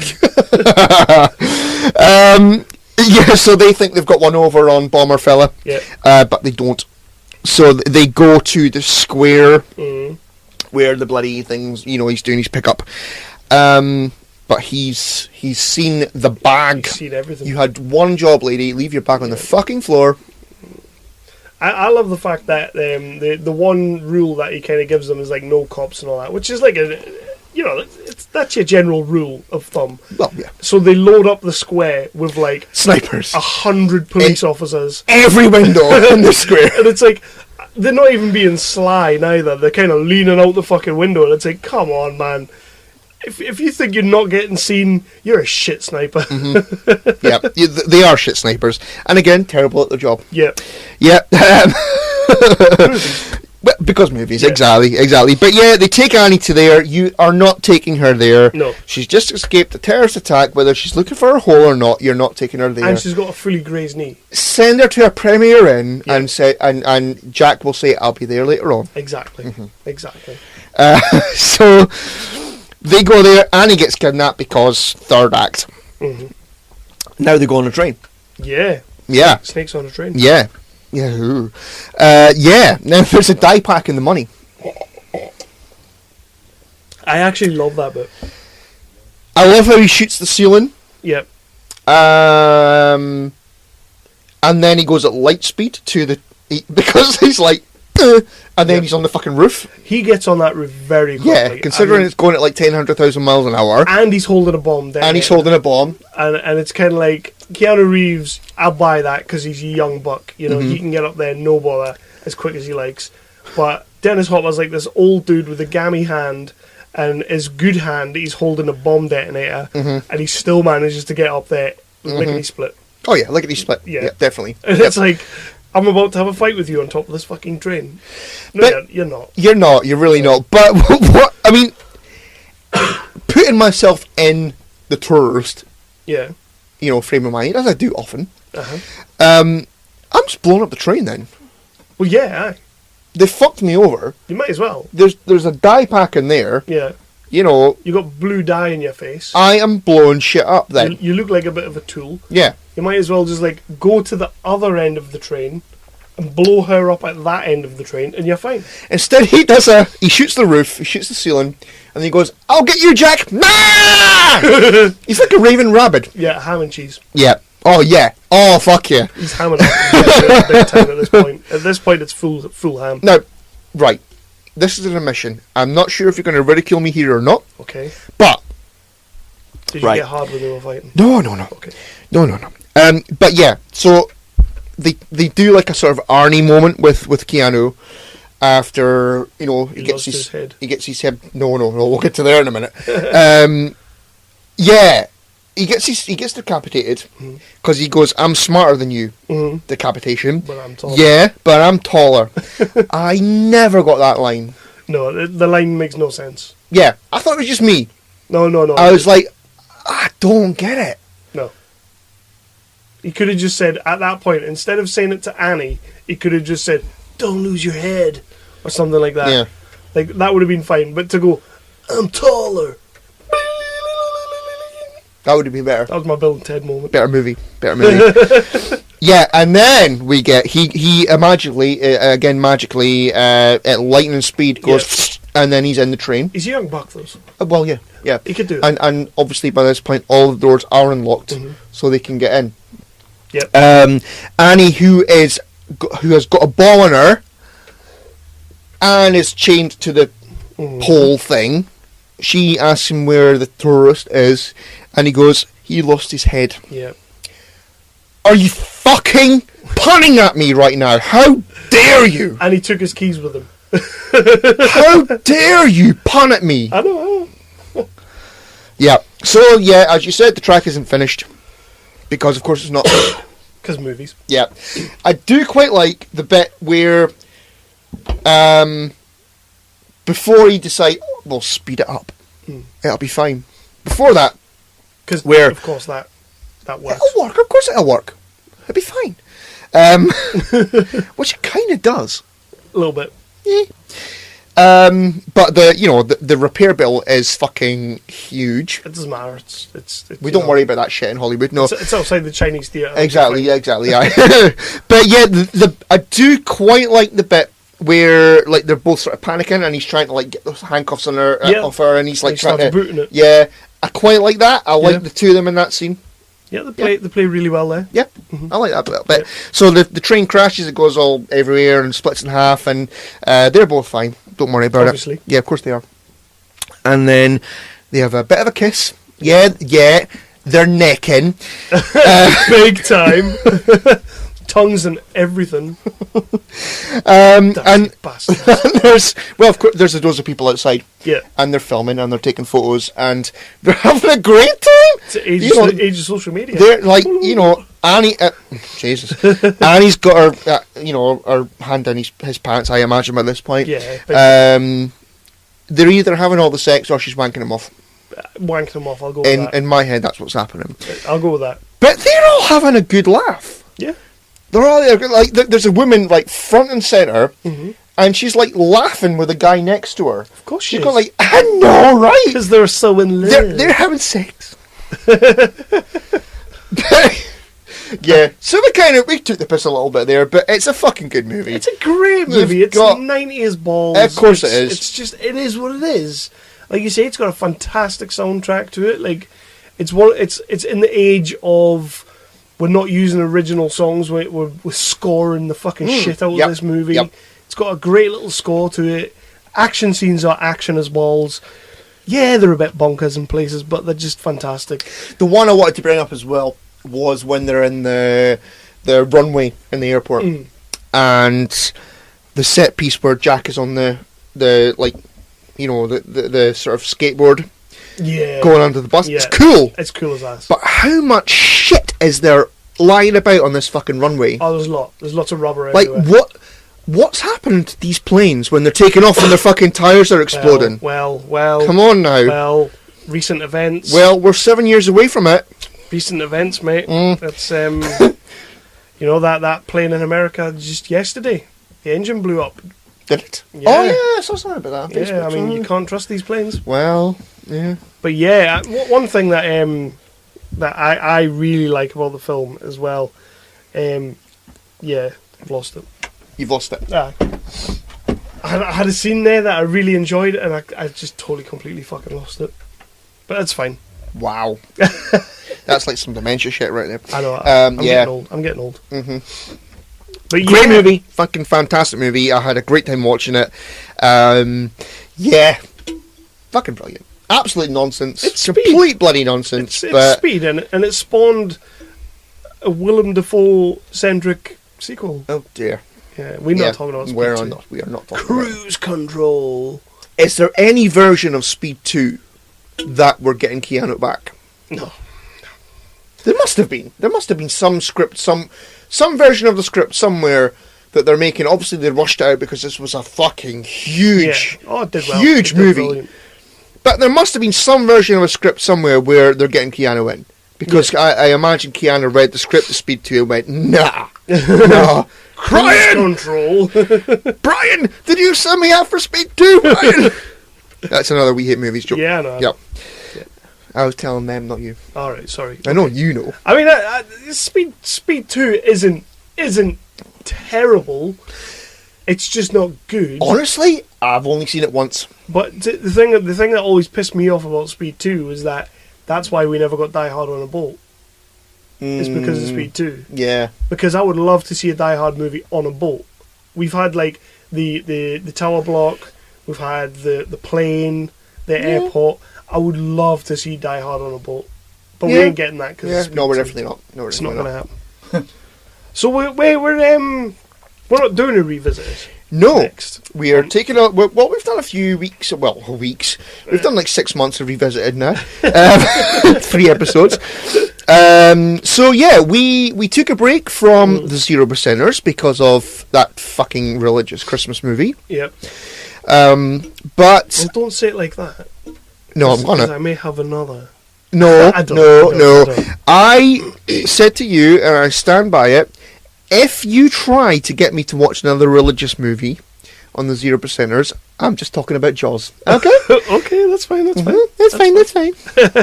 So we're bringing back 0%ers for the next episode, and for our first foray, I've written foray in my notes. What? Back into the segment, we are going to be doing a 1997 movie called Shadow Conspiracy. Have you heard of Shadow Conspiracy? It rings a bell. It's another Donald Sutherland appearance on the 0%ers. Also starring Charlie Sheen and Linda Hamilton. Damn. And it's from the director of the movie Tombstone. Okay. Can this really be a 0%er? Not if it's got Linda Hamilton in it. Absolutely not. The one thing that did kind of make me think, was it looks like it's a lot of like CIA, kind of FBI, Donald Sutherland doing, what was it, Mr. X sort of routine. Yeah, kind of just deep throat. Yeah, which is pretty much what he did in the last 0%er that we watched him in. Yeah. But Shadow Conspiracy, 1997, Donald Sutherland, Charlie Sheen, and Linda Hamilton. I am in. I was in as soon as I saw Linda Hamilton. Yep. And then when I saw that the director... Shadow Conspiracy or Shadow Theory? Shadow Conspiracy. Shadow Conspiracy. Once I saw that the director had done Tombstone, which as we know is a fantastic fucking movie, I was kind of like... Is that Kevin Costner? Yes. Yeah, it's Costner... Because there's 2 in the same year, wasn't there? Or is Kevin Costner the other one? Kurt Russell was Tombstone. Right. Kurt Russell, Val Kilmer. Was Costner also in that? Costner was in another. He played thingy as well. Wyatt Earp. Yeah. In Wyatt Earp. Is that the name of the movie? Yeah, that makes sense. That makes sense.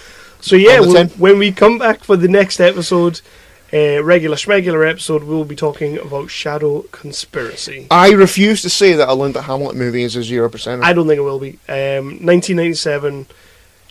Charlie Sheen. It's probably the low point of the movie. Donald Sutherland and Linda Hamilton. As long as he's not talking bollocks. So will we go into our top 5, Chris? I think we will, Kevin. Round out the show. So cheeky little promo, and then up we come. Yaha. To chew bubblegum and kick ass. And I'm all out of bubblegum!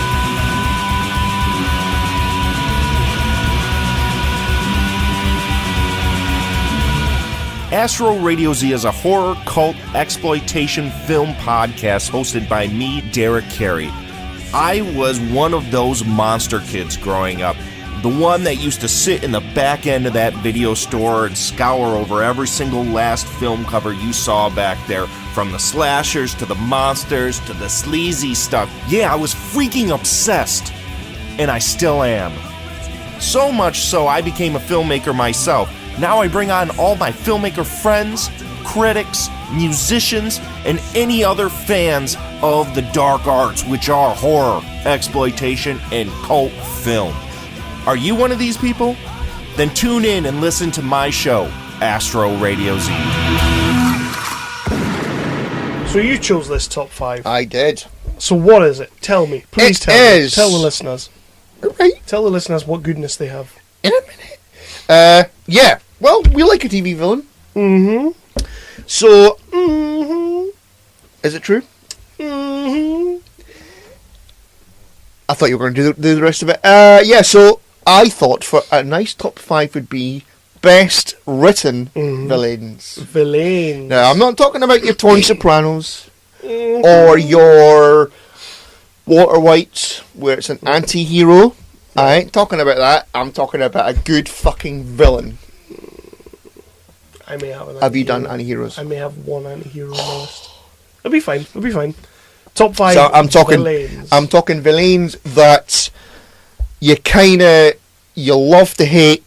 They're really well written. They match their protagonist well. Mm-hmm. And that's our top 5. Let's go for it. Less wordy. But less wordy. Yeah. So would you like to start? I would. Go on then. Yeah.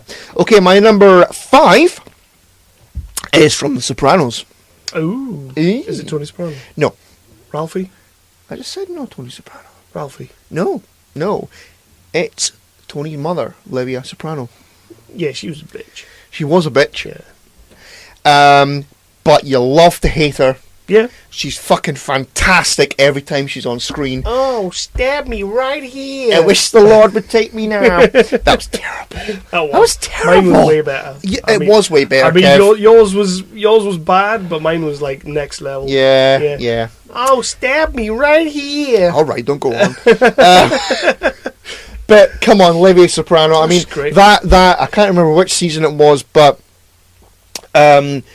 the one where Tony finds out that she's been fucking him over, and she's I think does she have a stroke or does she pretend to have a stroke? I think she pretends. And Tony realizes that she's full of shit, and she's been wheeled away on the hospital bed. And he's like sort of whispering in her ear, "I fucking know what you did," and she like starts laughing. It's so fucking good. Just Sopranos at its absolute best. It's an amazingly written character. She's fucking great. It's a shame that she died, because obviously she died, I think, after the end of season 2. So they had to kill her off pretty much the first episode of season 3 and do some really, really dodgy CGI to put her in it for one final scene.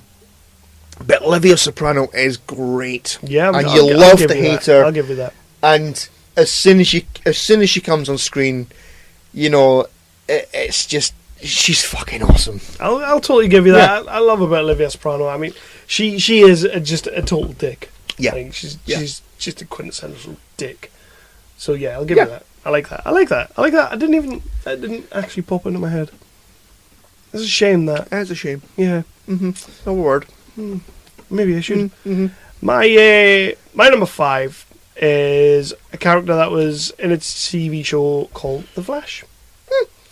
And he kind of was on the team, and as a viewer we knew that he was the Reverse Flash. It's Tom Cavanagh as Harrison Wells. So he was kind of playing on the team for like 2 seasons, and then he like kind of showed his true colours. Started playing for the other team. But he started batting for the other team. Big poo. But I absolutely loved Tom Cavanagh as Harrison Wells, because as a viewer we knew he was the bad guy. Going through it, we knew the whole time. Yet he was training the Flash. He was training Barry Allen, teaching him his powers, because he wanted him to be the best version of the Flash he could be. Was it because he wanted a race? He basically just wanted, He wanted to race. He wanted to prove he was faster than him, which, you know, everybody's faster than Barry Allen. Of course he is, yeah. But I loved the way Tom Cavanagh played that role. Like, slow played the fuck out of it. Mm-hmm. And then, even when you knew the reveal was coming, even when you got the reveal, it was like, oh, you sinister, sinister shit. He was sinister, and great. that was when I liked The Flash. Yeah. They fucked it up by bringing him back as a goodie, because that was just pointless. That wasn't all that fucked up. Well, no, like, the writing, pretty much. Yeah. But Tom Cavanagh as Harrison Wells in The Flash. Yeah. I loved him. That's a good pick. That's a good pick. Yep. My number 4. Okay, it's Nina Myers. She's on mine. Yeah. She's my number 3. Fucking Nina Myers, man. Yeah. I wanted her to win. I wanted her to kill Jack in every single scene. Of course you did. As soon as... Was it season 1 or season 2 that you found out she was a wrong'un? Season 1? Season 1 you found out... Oh, because she killed Terry at the end. Spoilers. Yeah. You found out, like, in the 4th episode that she was the mole. Mm-hmm. And then she convinced them all that she wasn't. And then she killed Terry at the end and like, on the mole. Yeah. And it's fucking great. And Nina Myers is... Came back season 2, she came back? Halfway through? Season 2, and then she was back in season 3 as well. He killed her well. Because in season 3, she's like... She kidnaps fucking... Yeah. What's her name? Kim. Yeah. Because Kim's in CTU, which who hasn't fuck off. Him? Fucking nepotism. Safest place for her. Mm-hmm. But you know, the moment where in season 3, where like Jack's got her in the, I think it's like a sort of back room or something like that, and Jack goes, "You've got nothing else to tell me," and she goes, "Yes, I have." He goes, "Great, it's superb, it's phenomenal, it's fucking superb." But I didn't want her to die, and I was gutted. Why I was would you gutted want her to die? because fucking for the next like 5 series, I was like, Nina Myers are coming back. They're bringing Tony Almeida back from the dead. Yep. They can fucking bring Nina Myers back. God damn it! It was a blank. Nina Myers, amazing writing. She's great. I've not seen her in anything else, unfortunately. She's done stuff, but nothing of any sort of... But, I mean, Nina Myers is... I love her. She was my favourite part of the show. Like I she say, really was. She was my number 3. Yeah. I absolutely just couldn't get enough of that woman. She's so fucking good. And fucking bang tidy as well. So, your number 4. I'll give you that as well. Yeah, she was. My number 4 is a baddie from a TV show that is current right now. Mm-hmm. It's Game of Thrones. Ooh. It's not Joffrey. Because he dead. It's Ramsay Bolton. Yep. Yeah, he's my number 4. Yeah. Sinister, evil shit. Now, I have got Joffrey and Ramsay Bolton, but I've not got them in my top 5. Yeah. Because I couldn't figure out where to put them. It's hard to differentiate. Joffrey's an amazing bad guy. Yeah. But I don't know, there was times, as evil as Joffrey was and as sinister as Joffrey was, there was times when he got put in his place. Like by Tyrion. Tyrion slapping him, his mom calling him a fucking, evil little devil child or whatever. There was times when Joffrey was shown to be the child that he was. Mm-hmm. Well, I've been rewatching Game of Thrones with Paul and Lee. And we watched the Blackwater episode. Yeah. Last night, actually. I think was it last night? Yeah, man. And the bit where the cousin, he gets shot in the shoulder with an arrow. Right. Yeah. And he goes to tell Cersei that we're all fucked basically, and she says, "Get Joffrey, get him back here." Yeah. So he goes, and Joffrey's still kind of on the on the walls of the battle. And he goes, Cersei says, "Come back here." And Tyrion's going, "No, you have to stay here. Yeah. You've got to stay here." And Joffrey's like a little bitch, and he's going, "What did my mother want me for? Was it serious?" Oh, it was serious. What a little twat. Yeah. But he's so good. Oh, he's good. He's fantastic to the point where the Jackie. Is it Jackie Gleason? No, Jack Gleason. It's not Jack Gleason. Jack Gleason. I want to say Gleason. Yeah, it's definitely Gleason. Yeah, but he was getting hate mail and shit. Yeah, but because of how much of a dick he was. But See, that's what annoys me is when people put Joffrey and Ramsay in like worst characters. Because they're not bad characters. Oh, no. They're fucking phenomenal characters. They're amazing characters. Because you hate them so much. And Joffrey is one of the best examples of that ever. And that kid's like retired from acting. Yeah. Yeah. Which is mental. And I mean, well, I already knew that the guy who plays Ramsay, whose name I'm not going to pronounce, it's all Welsh in that. I went Rion. He was in Misfits. Yeah, he's great in Misfits. He's great in Misfits, and he's great in Game of Thrones, and that's a damn good pick. Yeah, like, for me, like you say, who do you pick and where do you put them? For me, straight away, like I said before, Joffrey always kind of got put in his place. I don't really remember a time when Ramsay was ever slapped down in the way that Joffrey was. Not slapped down. The only time I can remember is when... Well, he was made of Bolton rather than a Snow. Yeah. And then his dad said, like, his wife was pregnant. And it was kind of like, well, you're not really needed anymore sort of thing. Yeah, but then he fed her at the dogs. So that, you know, it swings around. It was a... Would you like a pen? Oh, you don't watch Game of Thrones. You don't watch IT Crowd, do you? No. Yeah, good pick. Number 3. Very good pick. My number 3, I'm going Doctor Who. That was terrible. That was almost there. Almost. I can't do Game of Thrones. I spoke about Doctor Who. Yeah, we've both had a drink. It's been a while, Kev. We've deserved it. I feel like you've done like 5 cans, but with my vodka levels, I've pretty much pegged You've matched me. Yeah, I spoke about when I was talking about the top 5, about the perfect antagonist to the protagonist, the Master. Oh. The Master. Who's the Master? It's... Here Come the Drums. Yes. Oh, that was shit, though. It was not shit. How dare you, sir? I remember like seeing the advert. It's like, here come the drums. And then it went, here come the drums, here come the drums. Hey now, baby, baby. You don't like that fucking thing yet? Again with the high pitched. Yeah, John Sim played him. Yeah, he did. I love a bit of Johnson. And so did, what's his name? I want to say Derek Jacobi. Derek Jacobi. Derek Jacobi. Derek Jacobi. Jacobi. I prefer Jacobi. He was good. I want to see more of him, but then he regenerated because he's a Time Lord. But that's the thing. It's like, you know, it's sarcasm. Yep. Yeah. When it comes to Doctor Who, it's always sarcasm. Fuck off. Yeah, you know, it's the opposite of the Doctor. Yeah. It's the opposite of what a Time Lord should be. He's always like one step ahead of the Doctor. And fucking John Sim was amazing. Oh, he's just great. But also, in the Capaldi episodes, you know I'm not crazy about them because I think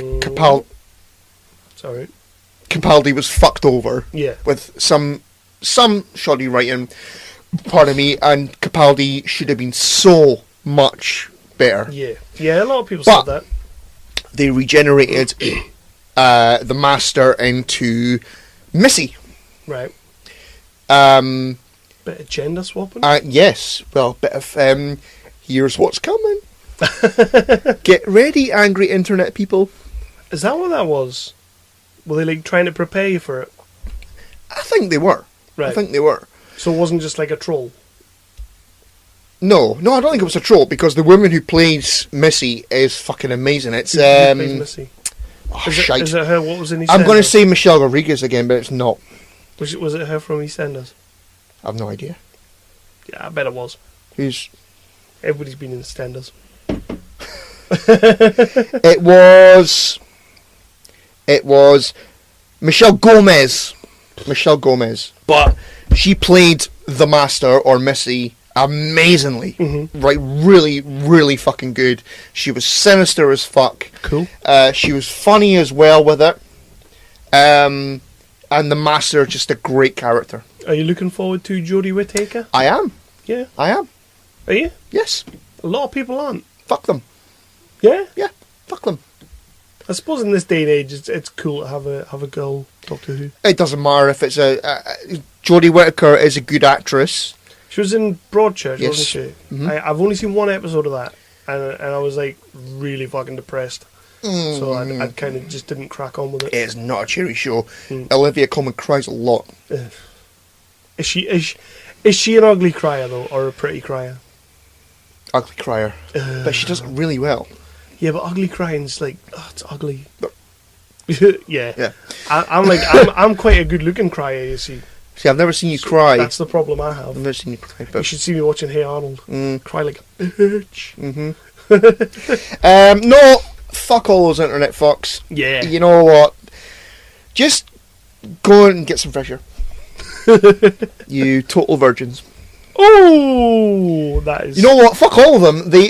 Anyone who, they put a photo on the Doctor Who page of the character, the Doctor, Jodie Whittaker's outfit of what she was. Each Doctor's got a new kind of get up kind of thing, and there was a dose of people going, nah, not in my name, not my Doctor, fuck yourself. I'm sure Jodie Whittaker will be fine. Twats. Aye. Well, your number 3 was Nina Myers. Yeah. Yeah. Which number 2? Which she stole. Big poof. So yeah. Wow. Okay. My number 2. I need a second here because you kind of messed me up with one of mine. So, yeah. My number 2 is. Oh man, I don't want to leave him out. I'm gonna have to. Well, I'll do my number 2 while you have a think. Go on then. Okay. Because there's a good chance your number 2 and number 1's going to be one of mine. So. Absolutely not. Okay. No way in hell. You go for your number 2. All right, my number 2. Again, perfect antagonist for the protagonist. This guy only became the antagonist when Buffy had sex with him. I know. Buffy. It's Angelus. Did you get that far into it? Nah. It was season 2. You must have got into season 2. I've you know what it is? Buffy's one of those shows where I've seen episodes from series. I don't think I've ever. I'll give you the box set, you fuck. Season 1, I've seen the whole And you season. didn't rewind the tapes. Why would I? I've seen the whole season 1, right the way through, because like you say, you lent me the tapes. But I think other than that, I've seen episodes from series.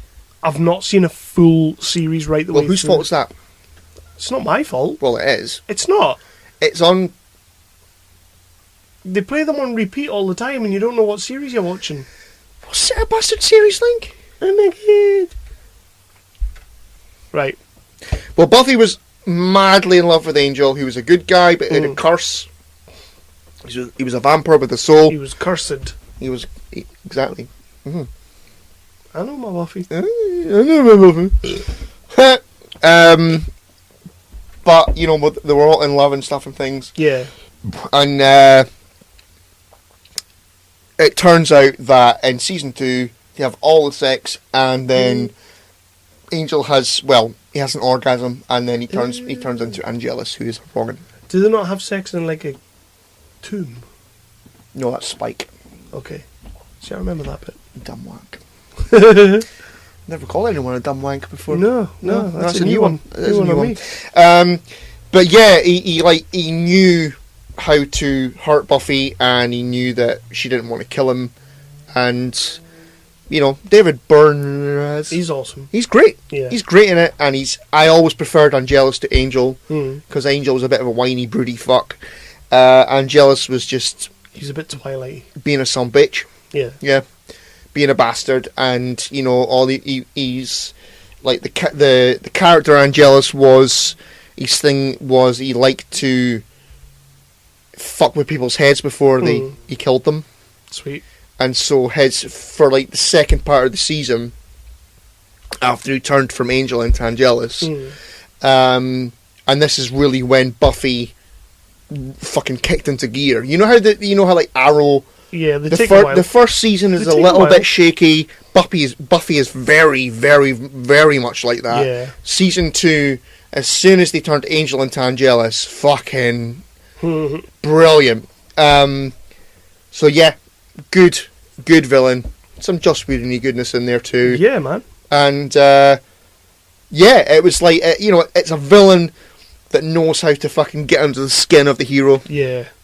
Which is what you want. Yeah. This is what you want. Right.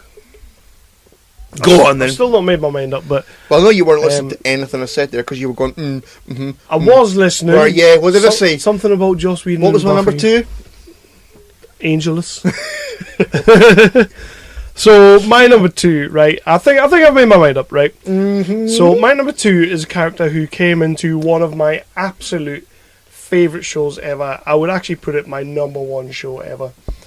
And he came in... You kind of didn't know who he was or what he was about. Is it Ben?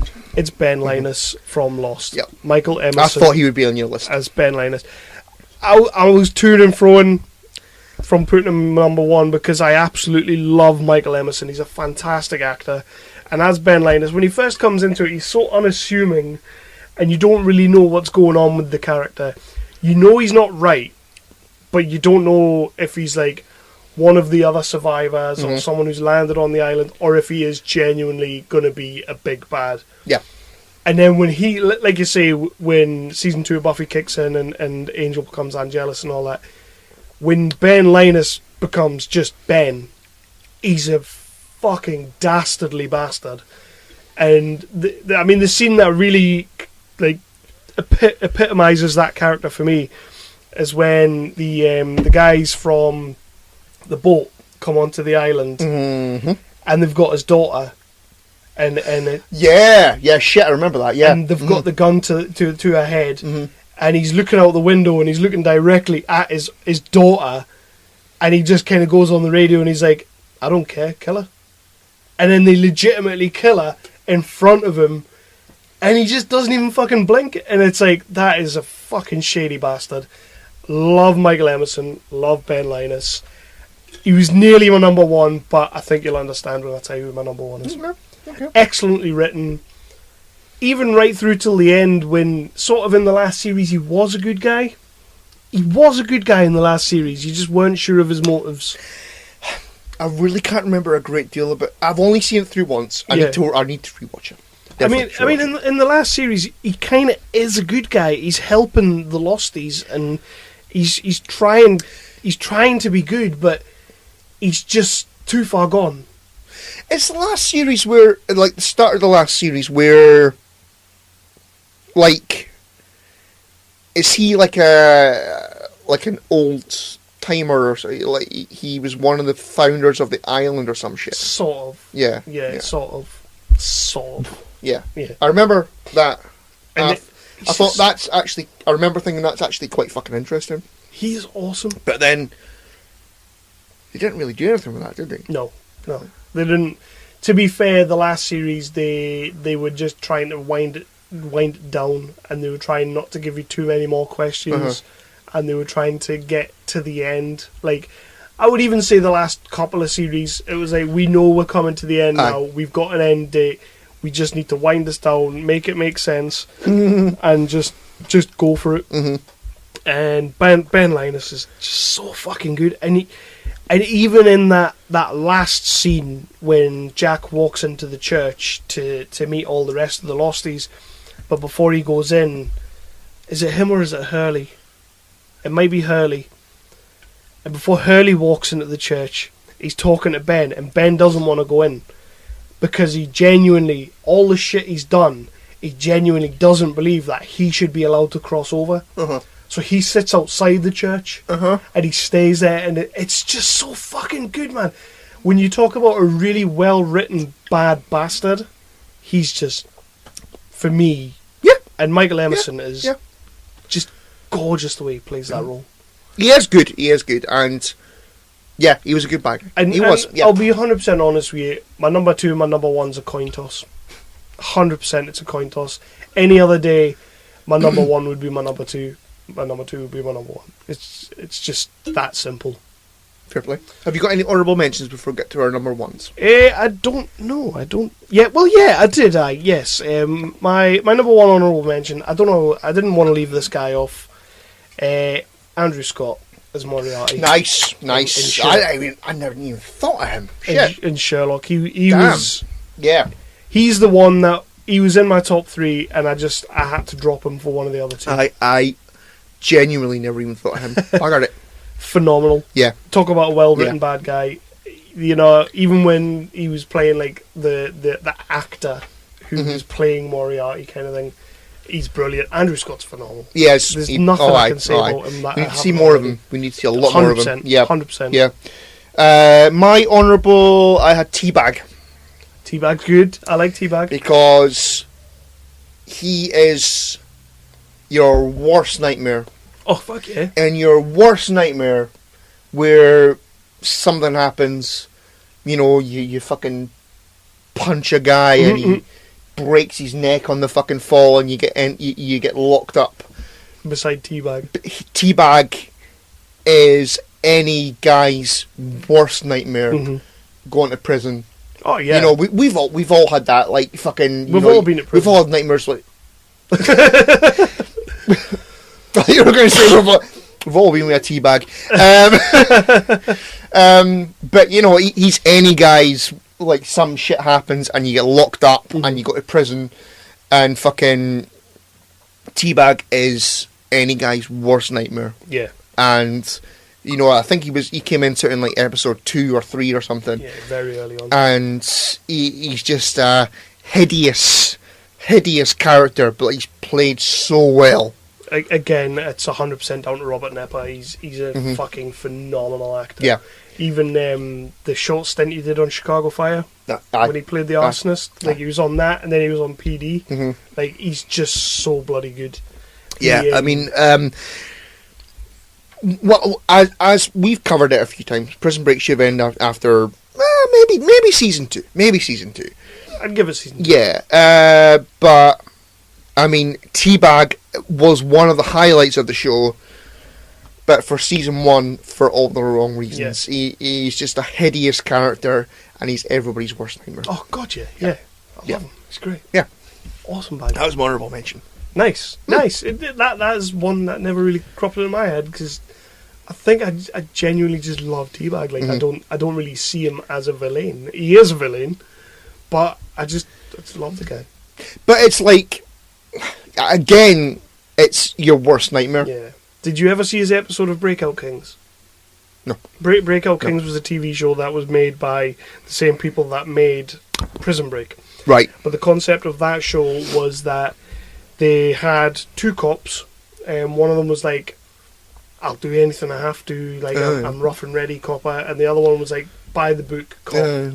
So, you know, it's that old buddy pair. Bit boring. And then they were teamed up with 4 criminals who were all serving prison sentences, and they were all like breakout artists. They'd all broken out of a prison of some sort. You had like the girl who was sort of like the honeypot. You had the guy that was like the tech whiz. You had the guy who was like good with like fucking knives and shit like that. And it was just oh yeah, of course you do. You know, like Uma Thurman in Pulp Fiction. I was the knife expert. Exactly. You've got the team, and the idea was that these 2 guys, these 2 cops, were teamed up with these 4 criminals.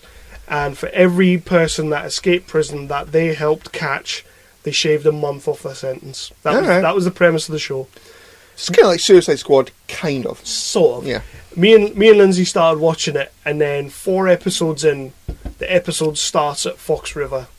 And I was like, holy shit. Oh. I was like, Fox River, here we go. And it's Teabag. And okay. Teabag has escaped Fox River again. Because I don't know how Prison Break ended, but as far as this show... Really? This is a thing? Yeah. As far as this show goes, Teabag escapes Fox River in, like, episode 4. He's only in 1 episode. Right. But they did this really, really horrible thing. And I mean, it's a good thing in a way, but it's like... They completely humanized Teabag. Oh. And they took away the nightmare element. Like, he was still an arsehole. He was still escaping prison. But it turned out that he was escaping prison because his mum was dying of cancer. No, don't need it. He wanted to go to the hospital to say goodbye to her before she died. And I remember sitting there watching it with Lindsay, like, oh, this is so fucking cool. Teabag's in fucking Prison Break. And she was like, I haven't seen Prison Break. Whoa! Hold the phone. So we stopped watching Breakout Kings. And we went back and we watched every series of Prison Break, you know, apart from the 2-part finale, because fuck that. Yeah. And then we started watching Breakout Kings again, and they cancelled that. when we got back to it. But like that was the worst thing about that. Like that episode was like they completely humanized him, and at the end he gave himself up to be taken back. Oh, that's bullshit. That's bullshit. And I'm sitting there like, that's not Teabag. Like, why are you doing that? Like, the police turn up at the hospital because they find out that he wants to go and see his mum. They turn up at the hospital, they walk in, he doesn't put up a fight whatsoever. Nope. He just gets cuffed and goes back to prison. Nope. And I'm like... This is a guy who chopped off his own fucking hands. Exactly. To escape being captured. Are you telling me he's fucking given up? Exactly. No, nah. And he's got the fake hand. Nah, fuck that. Fuck that. So, like... But that's the thing, it's like, you know... why humanize where he fucking said to Michael Scofield... Michael Scofield? Yeah. Yep. Like, he pulled his pocket out. Yeah. It's like, no. It was just like... It was horrible. It was awful. When I watched Breakout Kings, I was so happy to see Fox River again. I was so happy to see Teabag again. And then they did that to him, and I'm like... yeah. That's a character that could quite easily have its own series. Yeah. Just of him being like a lecherous fuck. Yeah. With tweeners.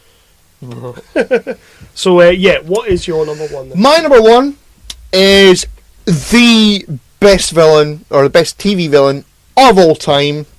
This is a show, this is one of my favourite ever shows. It's The X-Files. Oh. The villain is the cigarette smoking man. Don't you dare roll your eyes at this. Was he an actual villain though? Of course he was the villain. Was he not just like... He was the villain. Did he not just turn up and like be on screen for 2 seconds and then piss off? No, he was the villain. He was the one who was like, of course you got the monster of the week. Yeah. And I mean, you could do like Eugene Victor Toombs. Yeah, great. As a villain. There's fucking so many monster of the week villains that you could do. But as an overall arcing fucking 10, 11 seasons. So was he in it all the way? Oh yeah. Because I'm not a massive X-Files fan. Yeah. So I don't know the character. I hate you in that way. But I always kind of just thought he was the guy that sort of showed up every now and then. No.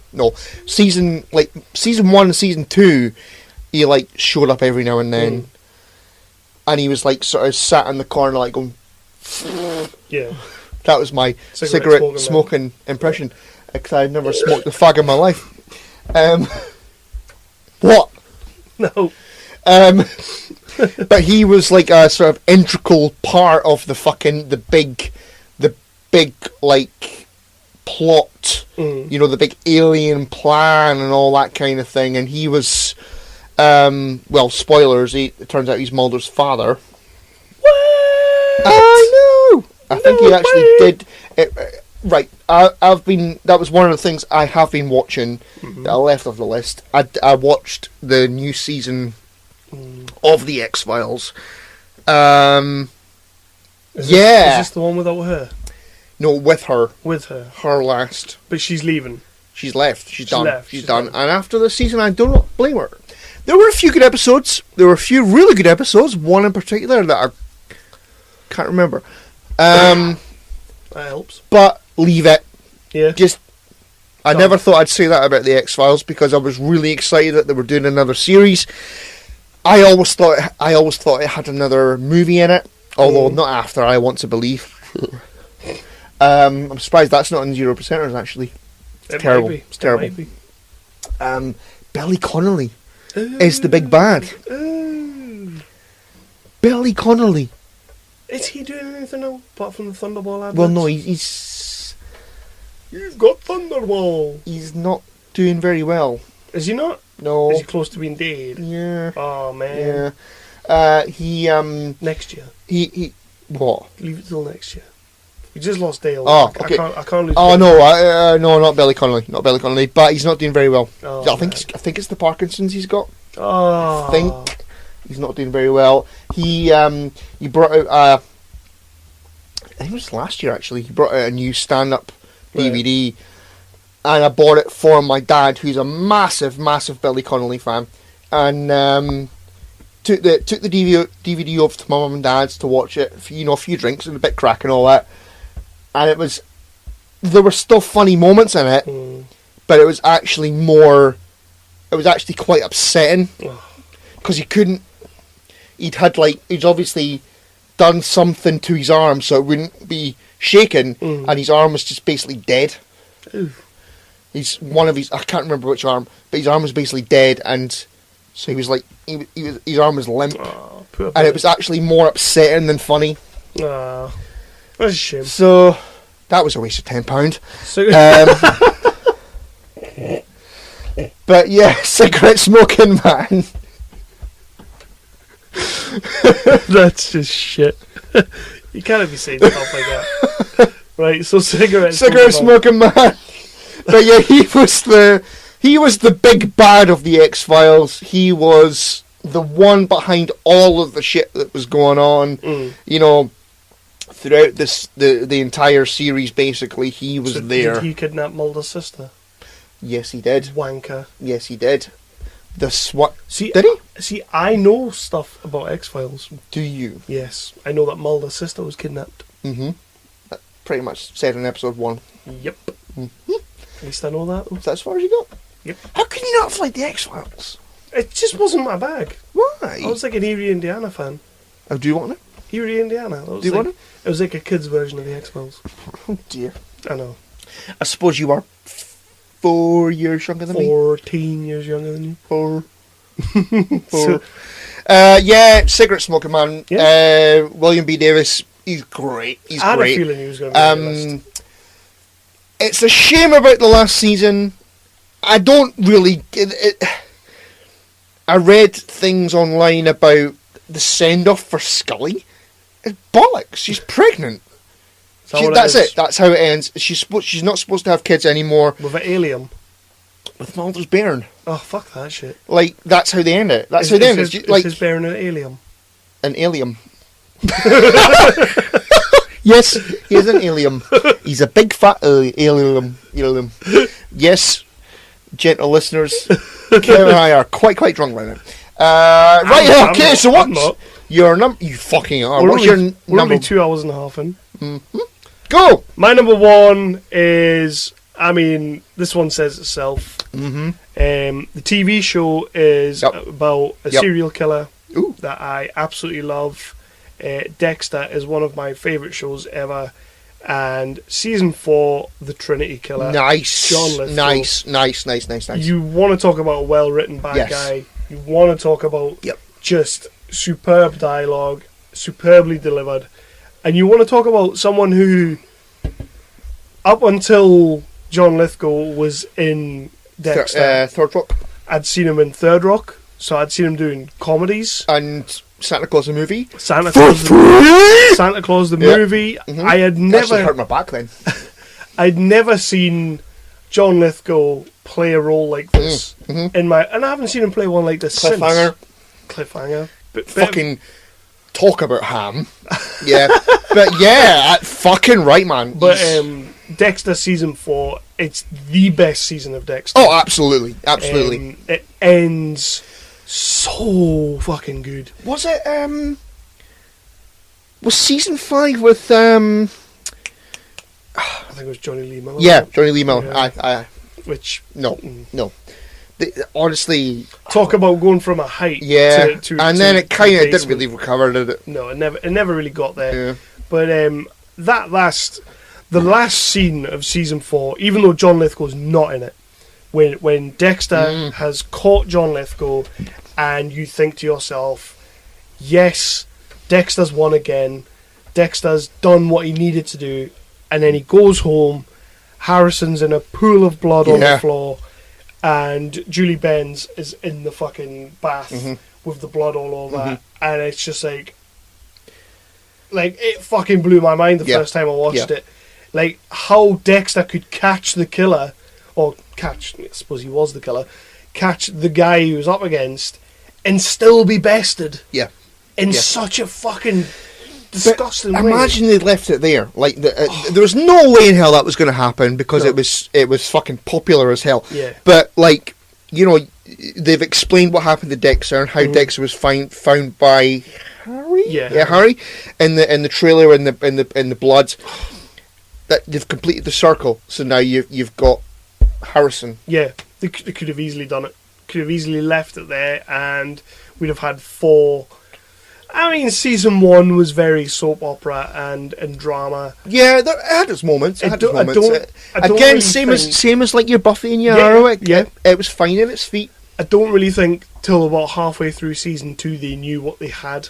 Like, they were just making this really cool, awesome, funny, original serial killer drama. Yeah. Where your main character is the bad guy, Yeah. the serial killer, and he's like trying to deal with trying to be a normal person. But then halfway through season 2, there's this really big shift between him and Dokes. Yeah. And that's where the show, and Lila's in season 2 as well. Oh, Lila. And that's where, like, the show really... Yeah. It really, like... They decided what it was. They knew exactly what it was. Season 3's great. But season 4, fuck me. It's one of the best seasons of TV ever. Ooh, that's a top 5.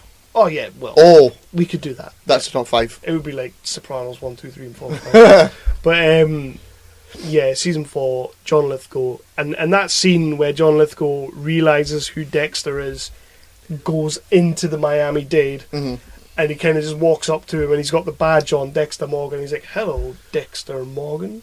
You cannot watch that scene and just go, Oh, absolutely. Like, you've got him. Yeah. Because up until then, Dexter's got the upper hand, and he's sort of like, because isn't he like... He's spending time with his family and all that, and he's like, kind of befriends him. he's like building houses with them, Yeah, with his man. son and all that shit. Aye. Because he's planning to make the kill, isn't he? It's just great, Yeah. man. It's just great. Yeah, I mean, I want to watch it now. I want to watch it That now. whole series is fantastic. John Lithgow, like I say, I didn't know he could be that evil. Like, it just... And I've never seen it since. I recently watched him in Daddy's Home 2, the Mark Wahlberg film. Oh, yeah. And he's playing Will Ferrell's dad, perfectly cast, by the way. and I'm sitting there and I'm just like, that's the Trinity Killer. Right there, that's the Trinity Killer. And I'll never look at him the same again. He'll always be the Trinity Killer for me. Yeah, do more things like that. Definitely. Yeah. Definitely. Dexter's fucking incredible. Good call. Very good call. That was my number 1, but like I say, Ben Linus could have easily been number 1. He could have easily been number 2. It was a coin toss. Yeah. But Cigarette Smoking Man was always my number 1. yeah, As soon as I said it. I had a feeling you'd have him in there. I had a feeling you'd have him in there, but I wasn't. Just William B. Davis is just amazing. I wasn't sure that he was like this mainstay villain. Like, I thought he just kind of popped up every now and then, and like the camera panned round and he was stood in the bushes. But no, they did more. They did a lot more with him. I just leave it now. Yeah. Stop it. You know, the last season where they brought it back for like a big event season, like a mini series. I think it was like 8 episodes or something like that. But it did well. It was good. Yeah. I enjoyed it. It was great seeing Mulder and Scully on the TV again, and it was good. This one, again, great. Fucking Mulder and Scully. Yeah. But no, it wasn't. It wasn't the same. There was something missing. There was something not right. I don't know. It took me ages to get through it, which is not. It's the X-Files. I'll watch it. It's like, you know, like a show like Dexter, where it's like I have to watch. Game of Thrones. I have to watch this week to week. I have to watch this. That was always the X-Files with me. This one, I waited until it was finished. Yeah. I just there was something missing from this series. I don't know if it was because I'd read that Gillian Anderson was not going to be doing Scully anymore. Yeah. So maybe I was like, are they going to kill Scully? If they kill Scully, I'm not going to be fucking happy. Would you riot? I would actually kind of rather they'd done it than what they did. Oh. It was a shit ending. It was a really shit ending. But don't do any more. So with that in mind, obviously there's talks that if a certain person is willing to come back and do it, there's talks of a Buffy sort of reunion. Do you think that should be a one and done, like an 8 episode miniseries, and then I'd just be good leave with it? Yeah. Oh fuck yes. Yeah. I would rather that. Like, yeah. I didn't. I don't want 24 episodes. I didn't watch them all the way through, but if they're gonna bring back a show like that, like they're bringing enough of these like shitty TV shows that are based on movies and whatnot. If you're gonna bring a show back, just do 8 episodes. Aye. Do a cheeky little 8 episodes. Get in, get out, and leave it. and just like it on Netflix or Amazon Prime, where they can do whatever the fuck they want. But the problem with that is that people watch it and it gets a load of ratings, and it's like, right, let's do another series. Yeah. You should never do that. It depends. It depends on what they do. I mean, there is potential for more Buffy. Yeah. There is. It ended very well, I thought. The season 7 ended very well. But yeah, there is potential for more. Yeah. So, I hope Joss gets his fucking finger out. Well, by all accounts, Batgirl's not happening, so that seems to have died by that's done.